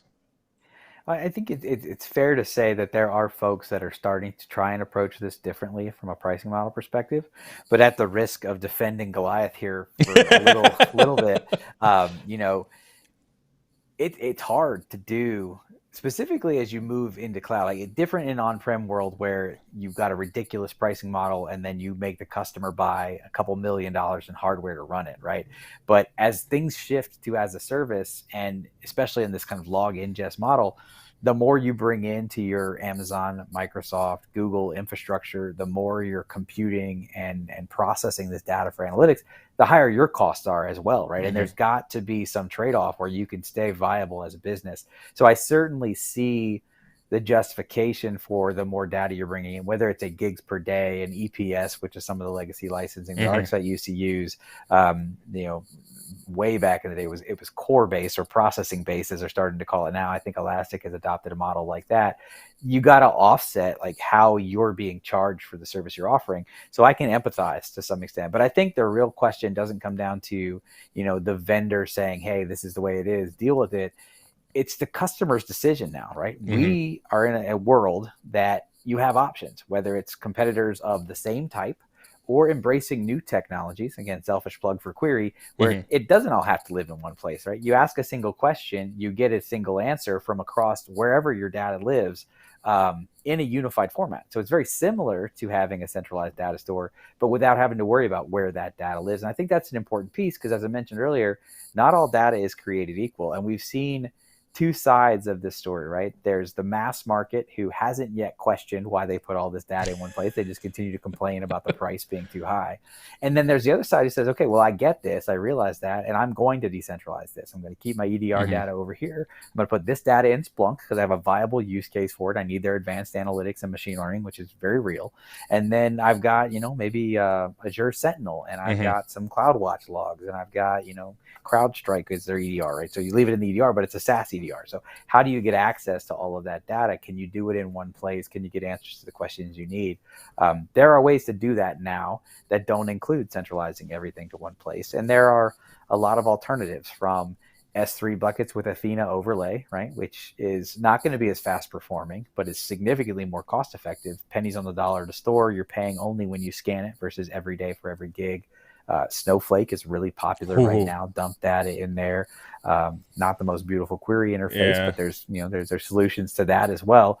Get you higher performing capabilities at a lower cost. Google Chronicle platform. I mean, there's a lot of competitors in the space. And then, to plug every other vendor, right? There's Devo saying, hey, I'm going to give you what Splunk does, 10x cheaper and 10x faster. So in short, there's a lot of options for customers, which is part of the pricing pressures on Splunk. I'm sure part of, what could be eating into their revenues.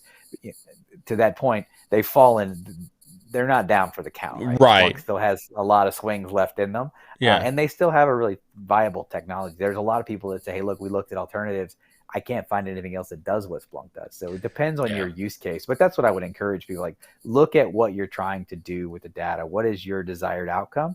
Then you can decide what the right tool is. And it doesn't mean that Splunk goes away. Maybe you focus Splunk where it's best suited, and you have other options for things that are kind of more commodity data sets, right? Log management wasn't always directly tied to security event management analytics, right? SIEM used to be SIEM, and then it became SIEM over time. It's probably time that we split those, in my opinion.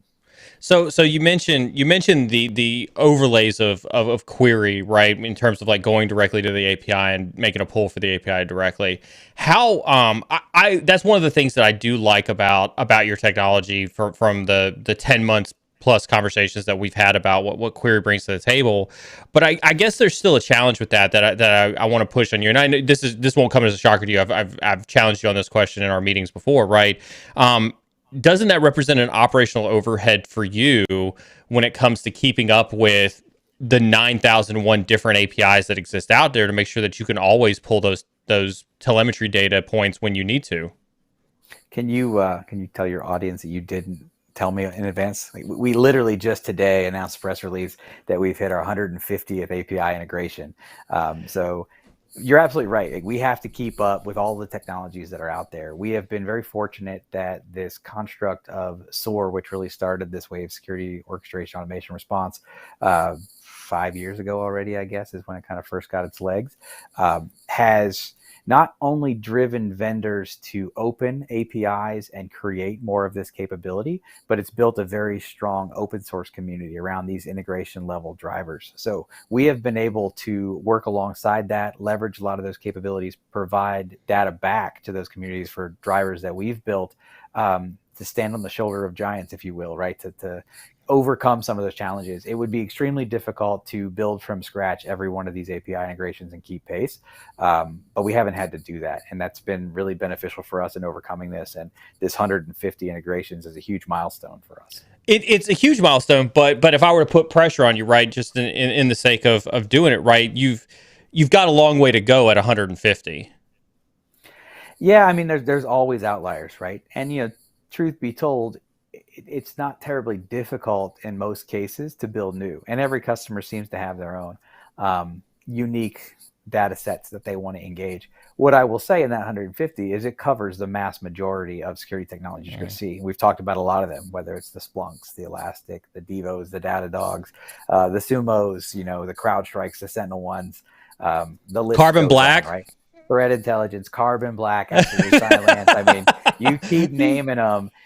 They're in any organization is going to be EDR tools, network tools, email tools, user behavior tools, identity tools. You get the gist of this, right? You've been around the block a lot, and there is definitely leaders in those spaces. Yeah. So what I will say is that 150 covers the vast majority of those leaders. And a lot of what we're doing now is kind of filling in the blanks for some of the one-off technologies, newer vendors that are only one-off for a short time as they grow. But it takes roughly a week to build a new integration. So it's not, it's not the end of the world. It's not a 6-month exercise like certain development efforts used to be. We were very confident we'll be able to keep pace with that. And obviously we're scaling the team every day. So we add resources where we see the biggest need. Nice.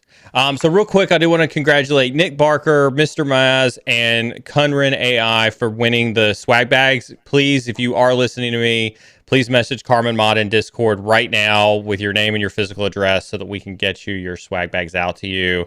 Sooner that happens. Mailing address, Neil. Mailing address, yeah. I shouldn't say physical address with a bunch of nerds around, I guess. Sooner you do that, sooner we can get to the Prime giveaway for tonight.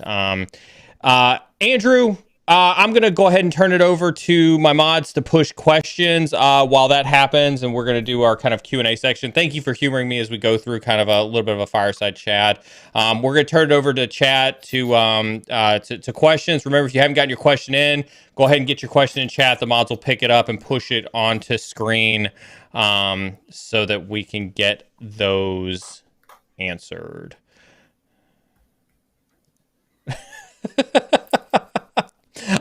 I just got told that I picked the worst timing to ask for a call to questions.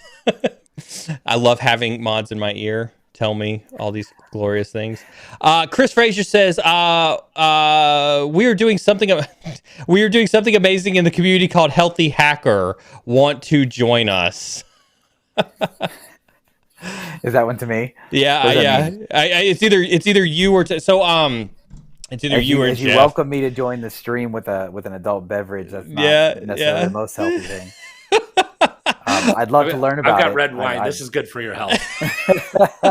So I'm on a bit of a fitness kick myself, if that has anything to do with actual health. So it does. It's a community thing that we're doing. I'm down 30 pounds. When we first left Chicago, moved. Are you calling me fat? Is that where we're going with this? I'm calling Jeff fat.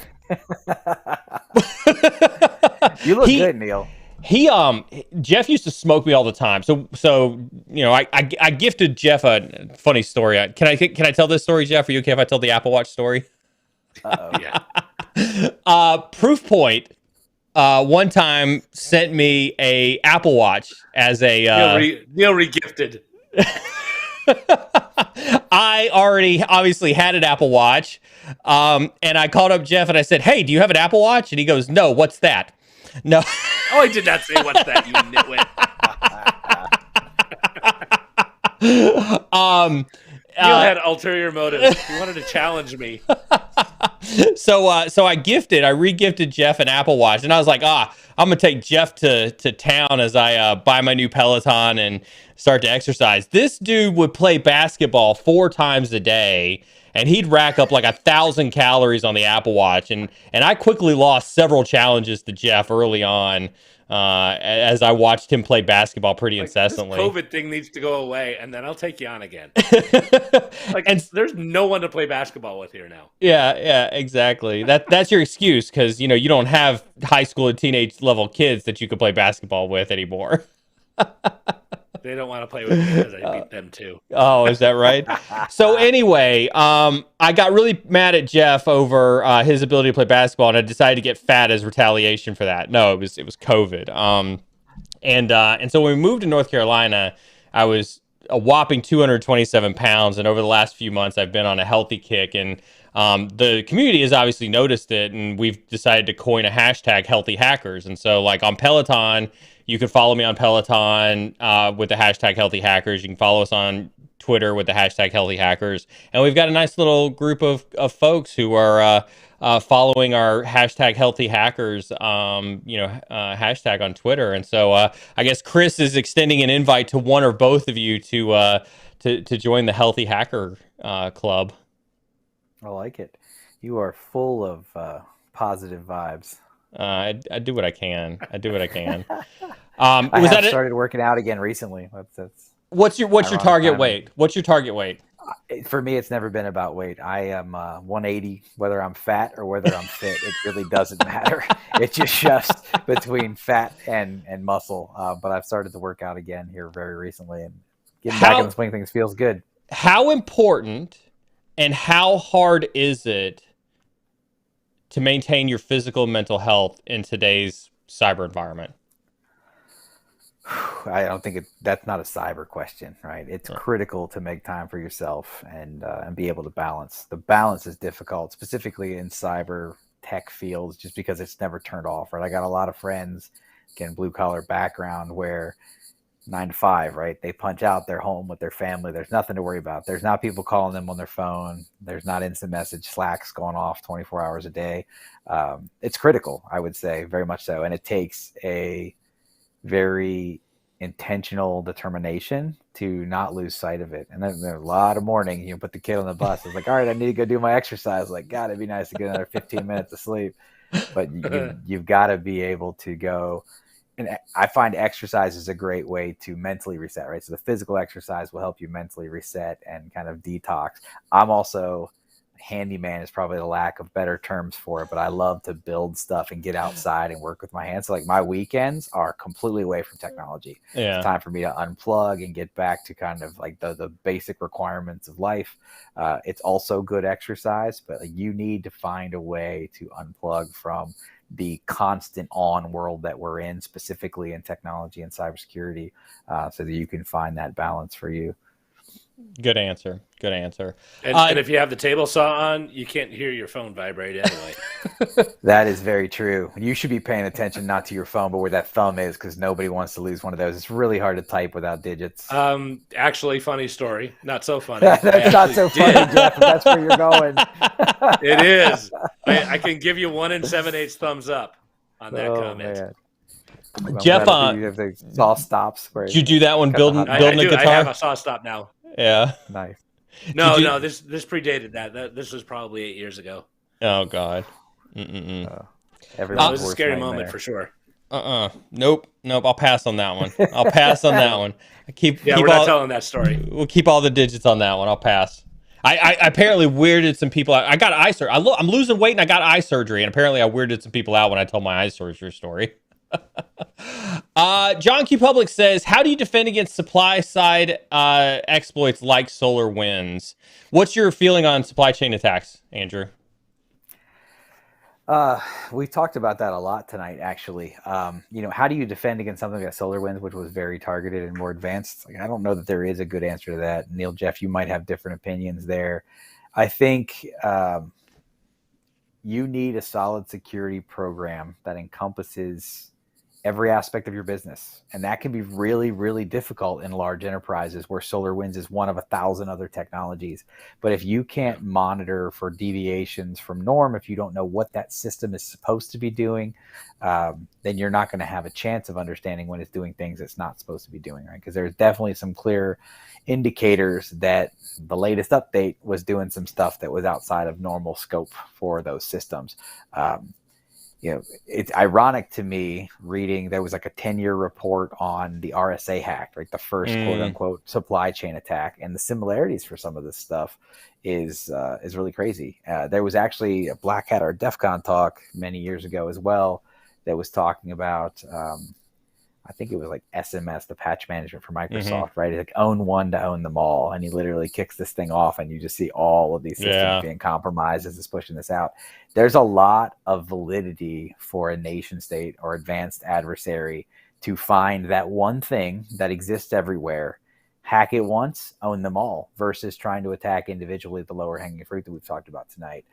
That's what makes it, I think, in my opinion, so difficult to prepare and stop something like this, because there are an infinite number of technologies that we are more and more reliant on, many times under the radar, right? SolarWinds has been around for a long time for those of us in the industry, and I don't want to offend anybody, but it's not a super sexy company, right? It's not something like, it's like every enterprise has it, but it's not like, I'm a SolarWinds. But it did customer. what it did really well. Absolutely. And it's not the only one, which is why I say like that's a really difficult thing. The best you can do is try to understand what each of the tools in your environment are supposed to be doing, and have a program to monitor for when things go awry, because they ultimately will. BSEC comes through and says, do you think DHS CISA should be the one that take this stuff over from the FBI or work in conjunction with them? Getting back to kind of, FBI's role in, Re-evil or patching servers or things like that. Is that better DHS CISA, you think? I mean, it's still government, right? If that case, like, why not cybercom? Is it warfare? Who's attacking us? Right. All of that is a slippery slope, right? We have to be careful. You have to determine attribution before you assign it, right? and how realistic is that, right? I mean, everything I read and see, like, it's not so hard to hop IPs and make it look like it came from somewhere else these days. So can we really effectively attribute how much of that can be spoofed? Neil, you probably have more insights on that than I do, even, right? So I'm also very cynical on attribution, because I think if you're not DoD, if you're not a sector or a company that works closely with the government, energy, utilities, things like that, you give literal zero cares about attribution. And so I think that makes attribution pretty much useless to the civilian world, and even worse, it makes it even harder for the government to adhere to. And yes, attribution just generally for the government is just generally hard. When they come out and they say they definitively know, it's probably because they were watching them do the activity on the server. That they could have stopped it too, but they let it all happen for 3 weeks. For 3 weeks, so that they could go find them and get them. You mean AT&T doesn't really own those phone lines? I mean, if we want to go there, Andrew, as well as I do, there are some closets inside of some of those AT&T telcos that are more heavily guarded than some special access program rooms that we've seen at the inside of SCIFs. So that are fantastic documentary on some of the government activities following 9/11 that have allowed some of these things to become what they are today. Absolutely. I mean, you'd get guys in suits that would just come into a telco and be like, "We're in this room. We put new locks on it." They stick a black box in there, and they're like, "Nobody goes into this room. Period. Dot. Ever in your entire life." And we'll know if anyone does. What is your take generally on I guess CIS has had an interesting role over the last year, right? We've seen more communication out of CISA, more communication out of U.S. Cyber Command in the last year than I think we've seen in the last 20 years, of those organizations existing. 20 years is being a little exaggerated, but you get the point, right? I mean, they've been a little bit more vocal. You think that that's a positive sign for us as an industry? I think to some extent it shows a focus, right? That this is a real thing that's not going away, and it's an area that we need to invest both on the public and the private sector. So I don't think having more communications and more focus is a bad thing. But it opens up uncharted territory that we've talked about tonight, right? There's a lot of things we have to figure out. You could talk all day about data privacy and, should the FBI be patching servers and who should be patching servers, right? Is it FBI? Is it DHS? Is it CISA? Is it Cyber Command?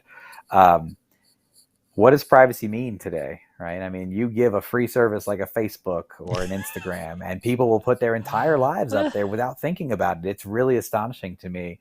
And I'm sure this is a sensitive subject, but it's like, does data privacy really exist? I think, we all have a right to it, but if we forfeit this right at the first free thing, what does it really mean? And then back to where's the teeth? Where's the accountability?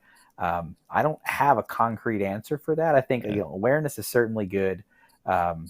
More people focusing on the problem and acknowledging that this is something that's not going away, right?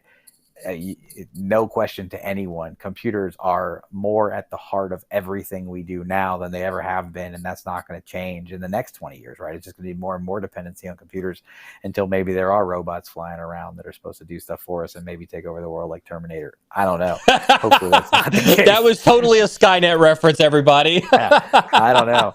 But, the one thing is for sure is they're not going away. Yeah. I see that they went ahead and kicked off the raffle for the INE premium subscription. I want to thank you, Andrew, specifically. This is, the INE premium subscription that you donate every month to our community. I'll let you talk about that here in a little bit. I want to get to this question from X Hillary X here a little bit. Would you say SSO or single sign-on is user focused, where zero trust is end client / server focused? Oh man, zero trust. one of my trigger. That's one of my trigger words. Actually, start with how you define zero trust, though. Too. That's a good point. That is a really good point. Yeah. I saw you cringe at this earlier, Neil. I don't know that I have a great definition for this, right? And I think that's because it's one of these things where I'm still trying to interpret from everything I'm hearing what it actually means.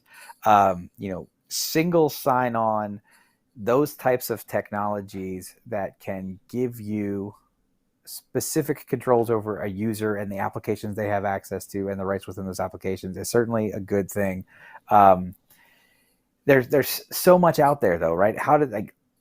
Can those technologies plug in to everything? Is there a one size fit? What I see, let me back up a little bit. I don't know if it's a good answer or not, right? What I see is single sign-on leads to a user having access to a service account, which gives them blanket access amongst their peers with a lot of other things. And that's not what it was intended for, right? You can't account or attribute any activity to a specific user if you're calling an API key that's shared or a service account that's shared through that single sign-on. So they can log into, say, Okta, and then there's a chiclet that's kind of shared across a lot of their peer groups. That doesn't identify uniquely whether that person is A, who they say they are, and B, someone that should have access to that technology capability or otherwise, right? So I don't know that I have a good answer to this one because I'm still very much nor does it myself take trying to into figure account out. they are now vulnerable for whatever reason during their session, and they may have started out they should have had access, but they no longer should. It doesn't take that into account either. Absolute valid point. Yeah, and so that, I mean, to be honest, I'm still digesting all of the different buzz around Zero Trust to form my own opinion. But I see more and more of it every day coming out, and like mandates from government. It's part of this big initiative that was recently released. I know DOJ is focused on it, along with DHS and a lot of other government agencies. Here's where my cynicism around Zero Trust comes, and I'm very open about this. Right? Is that actually how do you define it? Well, hold on. Let me talk about why it's a terrible what I heard buzzword. Is he's not sure either, Jeff. So I'm in well, good company. it's not that I'm not sure. It's that there is no definition for it, because the definitions that are out there. The definitions that are out there started from a theoretical paper that was written about how you should be doing networks. But when you look at what it is things like segmentation. It's things like doing a proper user and identity access management controls. It's things like that you should be doing from a normal network security perspective anyway, from a normal identity and access management security perspective. And when you read that theoretical paper that exists out there on Zero Trust, and I'm talking about one of the first ever papers that were written about Zero Trust, there are people who look at that and say, you will never actually achieve what it is in this paper because it is just, it's technologically impossible, and it would crush the business to do. And I think that that's why you see so many derivatives of Zero Trust now. And you see the question, how do you define Zero Trust? Because you have to define it your way, because doing it in the way that it was originally written in doctrine, you'll never be able to achieve. And so do I have a definition of Zero Trust? I believe in the original paper, in the original theoretical paper, but I also acknowledge that it is a farce and it will never become reality. And that's why I'm cynical on Zero Trust, is because it's a great fictional read that'll never actually manifest itself. So it's become a marketing term used to bundle certain things together. Yeah. Those are many of my challenges with it, right? When I really break this down, and I'm interested to get your all's opinion on this, it's become super hot now. Obviously, post-COVID world, everyone's remote, right? And this construct of let someone log in with a VPN token and have access to everything is proving quite dangerous, right? If you can restrict to specific applications at a specific time for a specific user based on the rights they should have at that time, doesn't mean, Jeff, to your point, they can't get that session hijacked and then someone could prevent or pretend to be them. Those are much more difficult in many cases to account for. But how do we enable that? In this very cloud native world now, where a lot of things exist outside of that perimeter, outside of that VPN, there is a greater need to understand specific users' rights, privileges, and accesses to these various technologies. So the construct of Zero Trust in that case, to your point, Neil, even kind of conceptually, and this is an interesting parallel to XDR, because I think XDR is more of a concept or a framework than an actual technology, to your point. Like, can you get there as a single technology? I don't believe so either, which is the parallel that I'm drawing to Zero Trust. It's more of like a approach to the problem, right? Know yourself, know your adversary. What are these things? Who are these people? How do I validate at that point in time that they are who they say they are, that they should have access to this, and that their authentication is valid? And that is what we're striving towards, right? And then there's going to be a number of technologies that come to light, either existing or net new, to help us solve for that. So I don't Yeah. have a concrete answer for the definition of zero trust. That's what I digest it as today. And I think, to that same point, similar to some of the other examples we talked about, there's so much marketing around it now. Everyone has a different opinion to some extent, and then we're going to have to let the dust settle a little bit. I think it's that marketing, and this is why it does get me on a soapbox. I see the soapboxes get dropped in chat whenever we bring it up, right? XDR, zero trust, AI. Whenever people talk about AI and ML in there, and this is in full transparency. Andrew, wasn't that one of the first conversations that you and I had? Was AI is in your name, and I was very critical. I was like, where are you actually using AI in here, and what is your technology actually?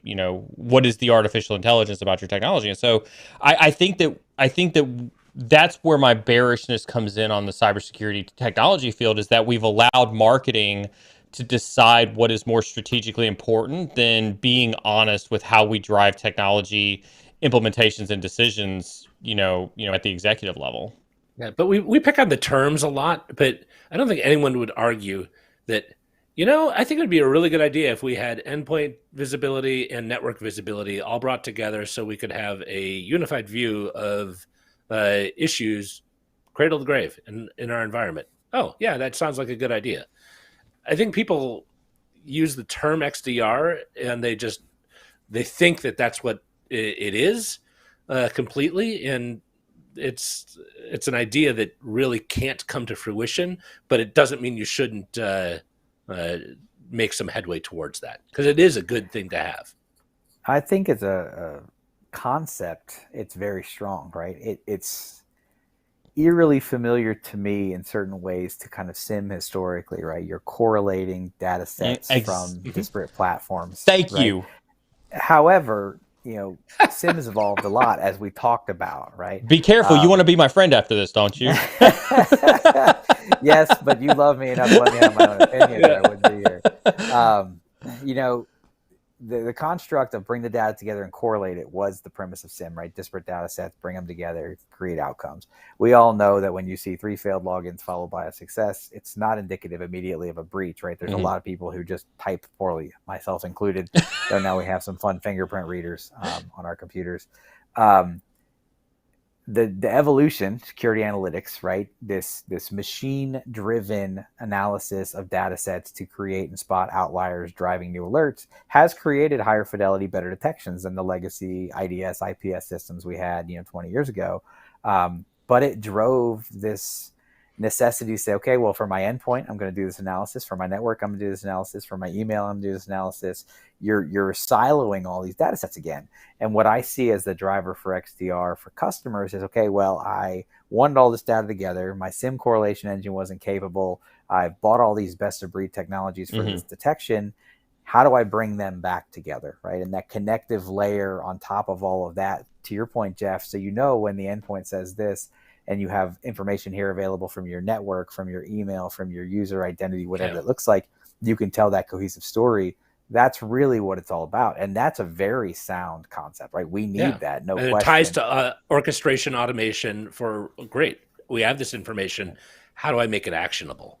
And that's where I think the marketing of XDR is it's absolutely made Neil jaded. And by the way, Neil's going to be our friend no matter what we say. Yeah. So, but I do have to move. I've got similarities, Neil. I've got to move past this XDR conversation. I'm starting to get a little intestinal heartburn from this conversation, so it's starting to taint a little bit of the channel. Right, we can bring it back. This is probably more XDR conversation than we've ever had on this stream, ever. So another one of those big buzz topics. I feel bad. I don't think we answered the zero trust question, honestly. Well, but I think that just goes to show that that's why zero trust is nothing but a buzzword, is because you can't answer questions like that. It's impossible. Question: what do you think are the big problems in cybersec that could be tackled now and would still be relevant 10 years from now from an entrepreneurial perspective? Someone wants to start their own company. Somebody wants to start their own company.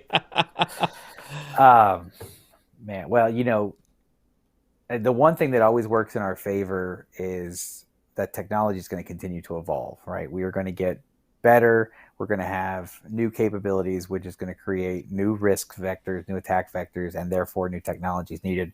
Again, rewind 10 years, cloud was still heavily frowned upon, right? I mean, there's companies that were cloud friendly then that nobody wanted to adopt.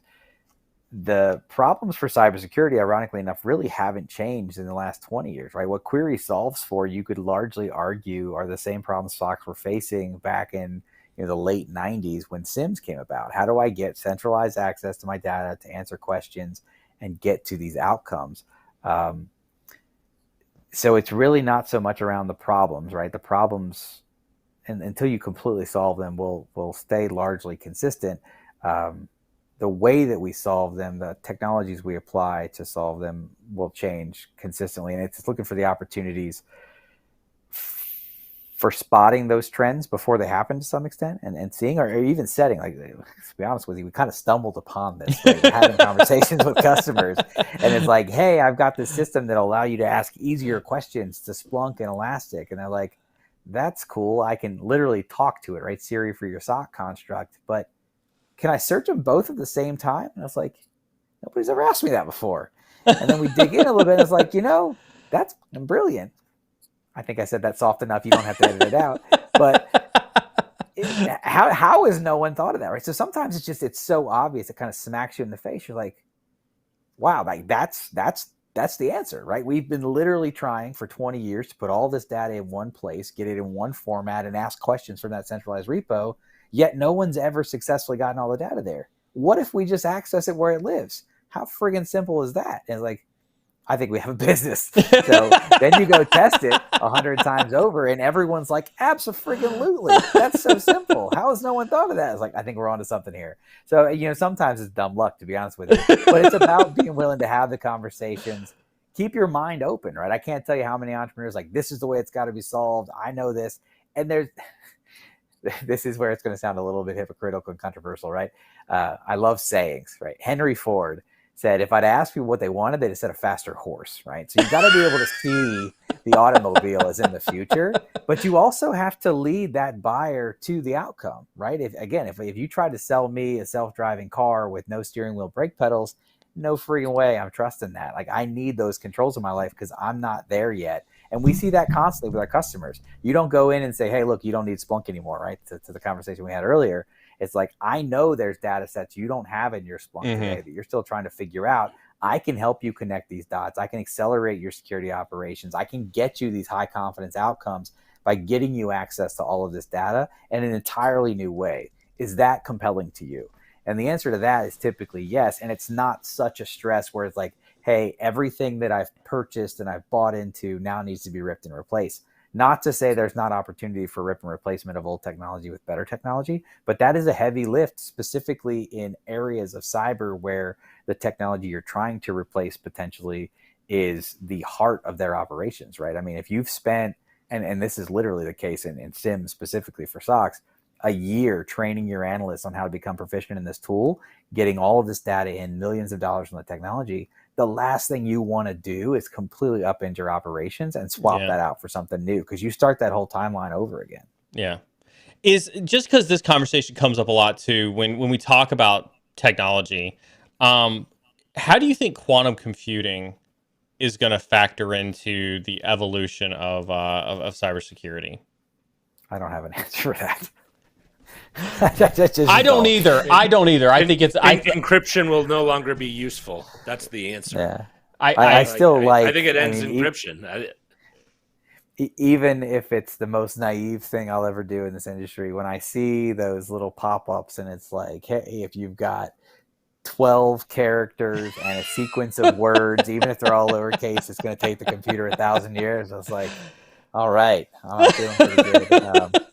I'm not encouraging weak passwords by any means, but it's always nice to get some level of validation. I'm sure there will be a lot of changes. Computers have been evolving quite rapidly. I mean, well over 20 years, right? Moore's law on some of this stuff. It's astonishing. You guys can both attest to this as Old Guy Wednesday, right? Look at the early 2000s and where we were, right? Shifting from Windows NT to Windows XP, sometimes on the 3X releases.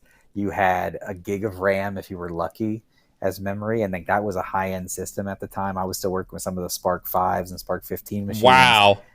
I mean, yeah. So like, welcome to Old Guy Wednesday. Yeah, welcome to Old Guy Wednesday.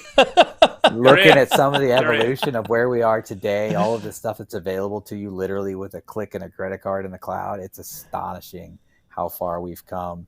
And I think, to short answer this question, there will be problems today in cybersecurity that are still relevant 10 years from now. But regardless of how many problems we solve, there's always going to be new problems, right? I mean, you solve one thing, you find another challenge. You think you're fixing something just to find out that what you were hoping was the desired outcome is the exact opposite of what your users are going to go down, right? And you find you've created new problems with that. I could give you real world examples of that from SIM, right? Where you're going down a path of like, hey, let me bring this together. I'm going to give you all these answers. And then what you've inevitably done is created a whole new stream of problems that takes an entirely new set of technologies to solve for, because you never could have predicted that. I think there's plenty of opportunity out there. But I think that's what's exciting about this career field, right? I think that's what keeps me attracted, is that, like, as much as I hate XDR, right? As much as I hate, AI and ML, and as much as I hate zero trust, I push on those concepts and those theories and those technologies because I want to see them evolve into something real to solve real problems in this industry, because the adversary is evolving, and I don't think that we're evolving at the same rate as them.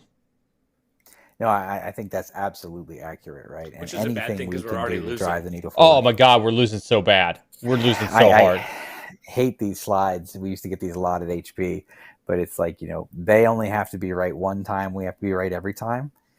I mean, it's accurate, right? I mean, the benefit is not on our side. So we have to be better. We have to be resilient. We have to know how to respond and know what's good, what's bad, and what's, moderate.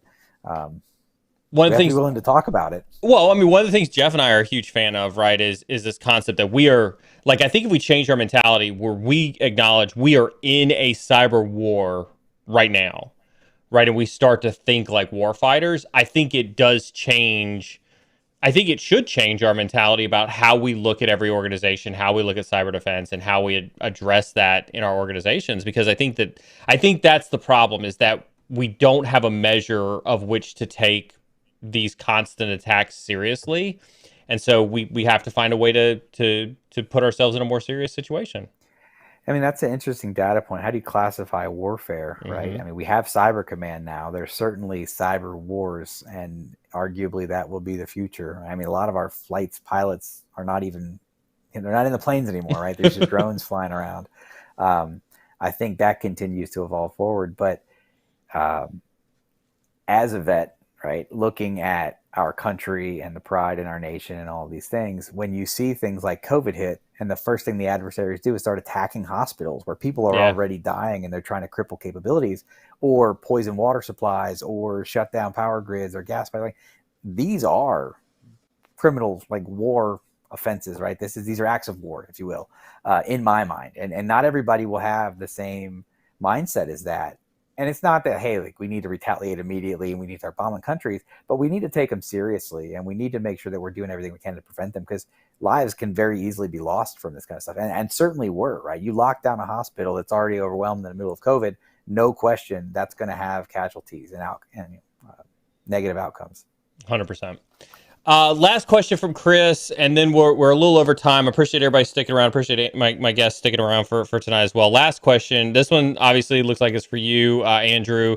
From Chris, says, not really a security question. What has been your biggest hurdle so far in just business? Was it HR, marketing, or maintaining revenue? I mean, good question, right? There's an infinite number of problems in an early stage business, as there is an infinite number of opportunities out there. The single biggest challenge, I don't know that I could point to just one. For us, when you've got a new company, a new concept, you have to be able to fund it, right? So funding is always interesting and challenging. I mean, COVID arguably accelerated VC's interest in the market. So getting the story together, being able to tell the investors what the market opportunity looks like in a impactful and believable way to get that first line of funding for our seed round was most certainly one of the most difficult tasks to overcome, right? Because the best idea, the best technology is not going to get off the ground if you can't invest in it. It takes money to make money, sadly, right? So unless you can bootstrap these things yourself, you have to be able to raise some of that capital.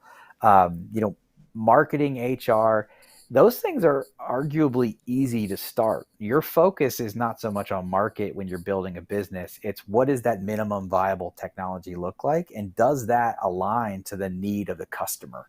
You need to build not necessarily in advance and hope for the best, because you can predict what the future holds, but you don't necessarily know what the customer is going to need until you get it in front of them. So some of the hardest things are finding that first 5, 10, 20 design partners who can tear your idea apart, right? In a friendly way. They believe in where you're going, but they'll tell you the ugly, aspects of this and that there's rough edges. And it allows you to really kind of test and validate your idea to a point where you run into somebody like Neil, who's been around the block, and you say, here's what we're doing. And he doesn't say, this is complete garbage, right? He says, this is an interesting concept. Hey, why hasn't anybody thought about this? And you're like, hey, look, maybe we're onto something. So, that's the guidance I would give, right? Take the idea. Don't be afraid to change your mind. It's going to happen a lot. Test it again. Start building the product towards that, not with knowing the end state, knowing that end state is going to change, frankly, right? And just focus on getting that initial traction and fit. Once you've done that, then your focus becomes, okay, how do I grow the business around this? How do I put the other butts in seats, right? HR, can you hire the right sales resources, sales engineers, marketing, staff, administrative, whatever that looks like, right? Because there's a lot of components that go into building a business. None of that matters until you have a viable thing that you can build a business around. You need that idea. You need to prove there's a market need for it, because that's what's also going to get you that funding, right? And then from there, it's about, hey, here's what we found the opportunity of. Here's what we plan to deliver. When you get that opportunity, say what you're going to do and do it, right? Don't misset expectations. Don't tell them you're going to do $10 million in the first year unless you know you're going to do 10 million. You got to be consistent and realistic in what the expectations and the goals are. And as we talked about earlier, sometimes those goals are small, right? It doesn't have to be this catastrophic thing or this massive win. It can be incremental victories that will add up over time. It's like pushing a flywheel. 1,000 little pushes gets that thing moving, and then it takes a life of its own. And if you're fortunate enough to kind of reach that, you'll get to that breakout trajectory. I don't know if that's helpful or not. I hope that it is. It's a fun ride. There's not without stress. It's very much a roller coaster, right? One day you've got great news, the next day it's terrible. But if you believe in something and you can get behind it, you can put a good team around you, I think you can accomplish some really big things. And it's most certainly a blast as you see your ideas coming to light, as you see people starting to align and agree with your vision. It's just really rewarding and exciting. I think that's awesome advice. I think that's fantastic to kind of end the night on. I want to congratulate Evan for winning the 1-year INE premium sub, care of Andrew and the Query.ai team. Thank you so much for responding to Carmen's DM on that one, Evan. Andrew, it has been truly a pleasure to finally have you on the stream. It's fantastic to have the nice mix of technical and business experience that you've got coming onto the stream and sharing that experience with everybody, especially from an entrepreneurial perspective. Thanks for dealing with my hard questions. Can you talk a little bit about what you've got going on at Query? Can you talk about some of the upcoming opportunities maybe that some folks who are listening on the stream right now might be interested in, and kind of, give some closing thoughts for us for tonight?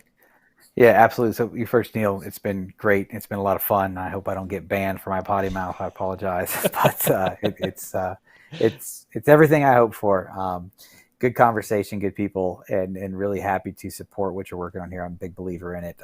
Query is making great strides. We are growing tremendously. From where we started, it seems like eons ago, but we still have a long path ahead, and we're growing every day, right? So we're scaling up now, coming to what we believe is a tremendous 2021.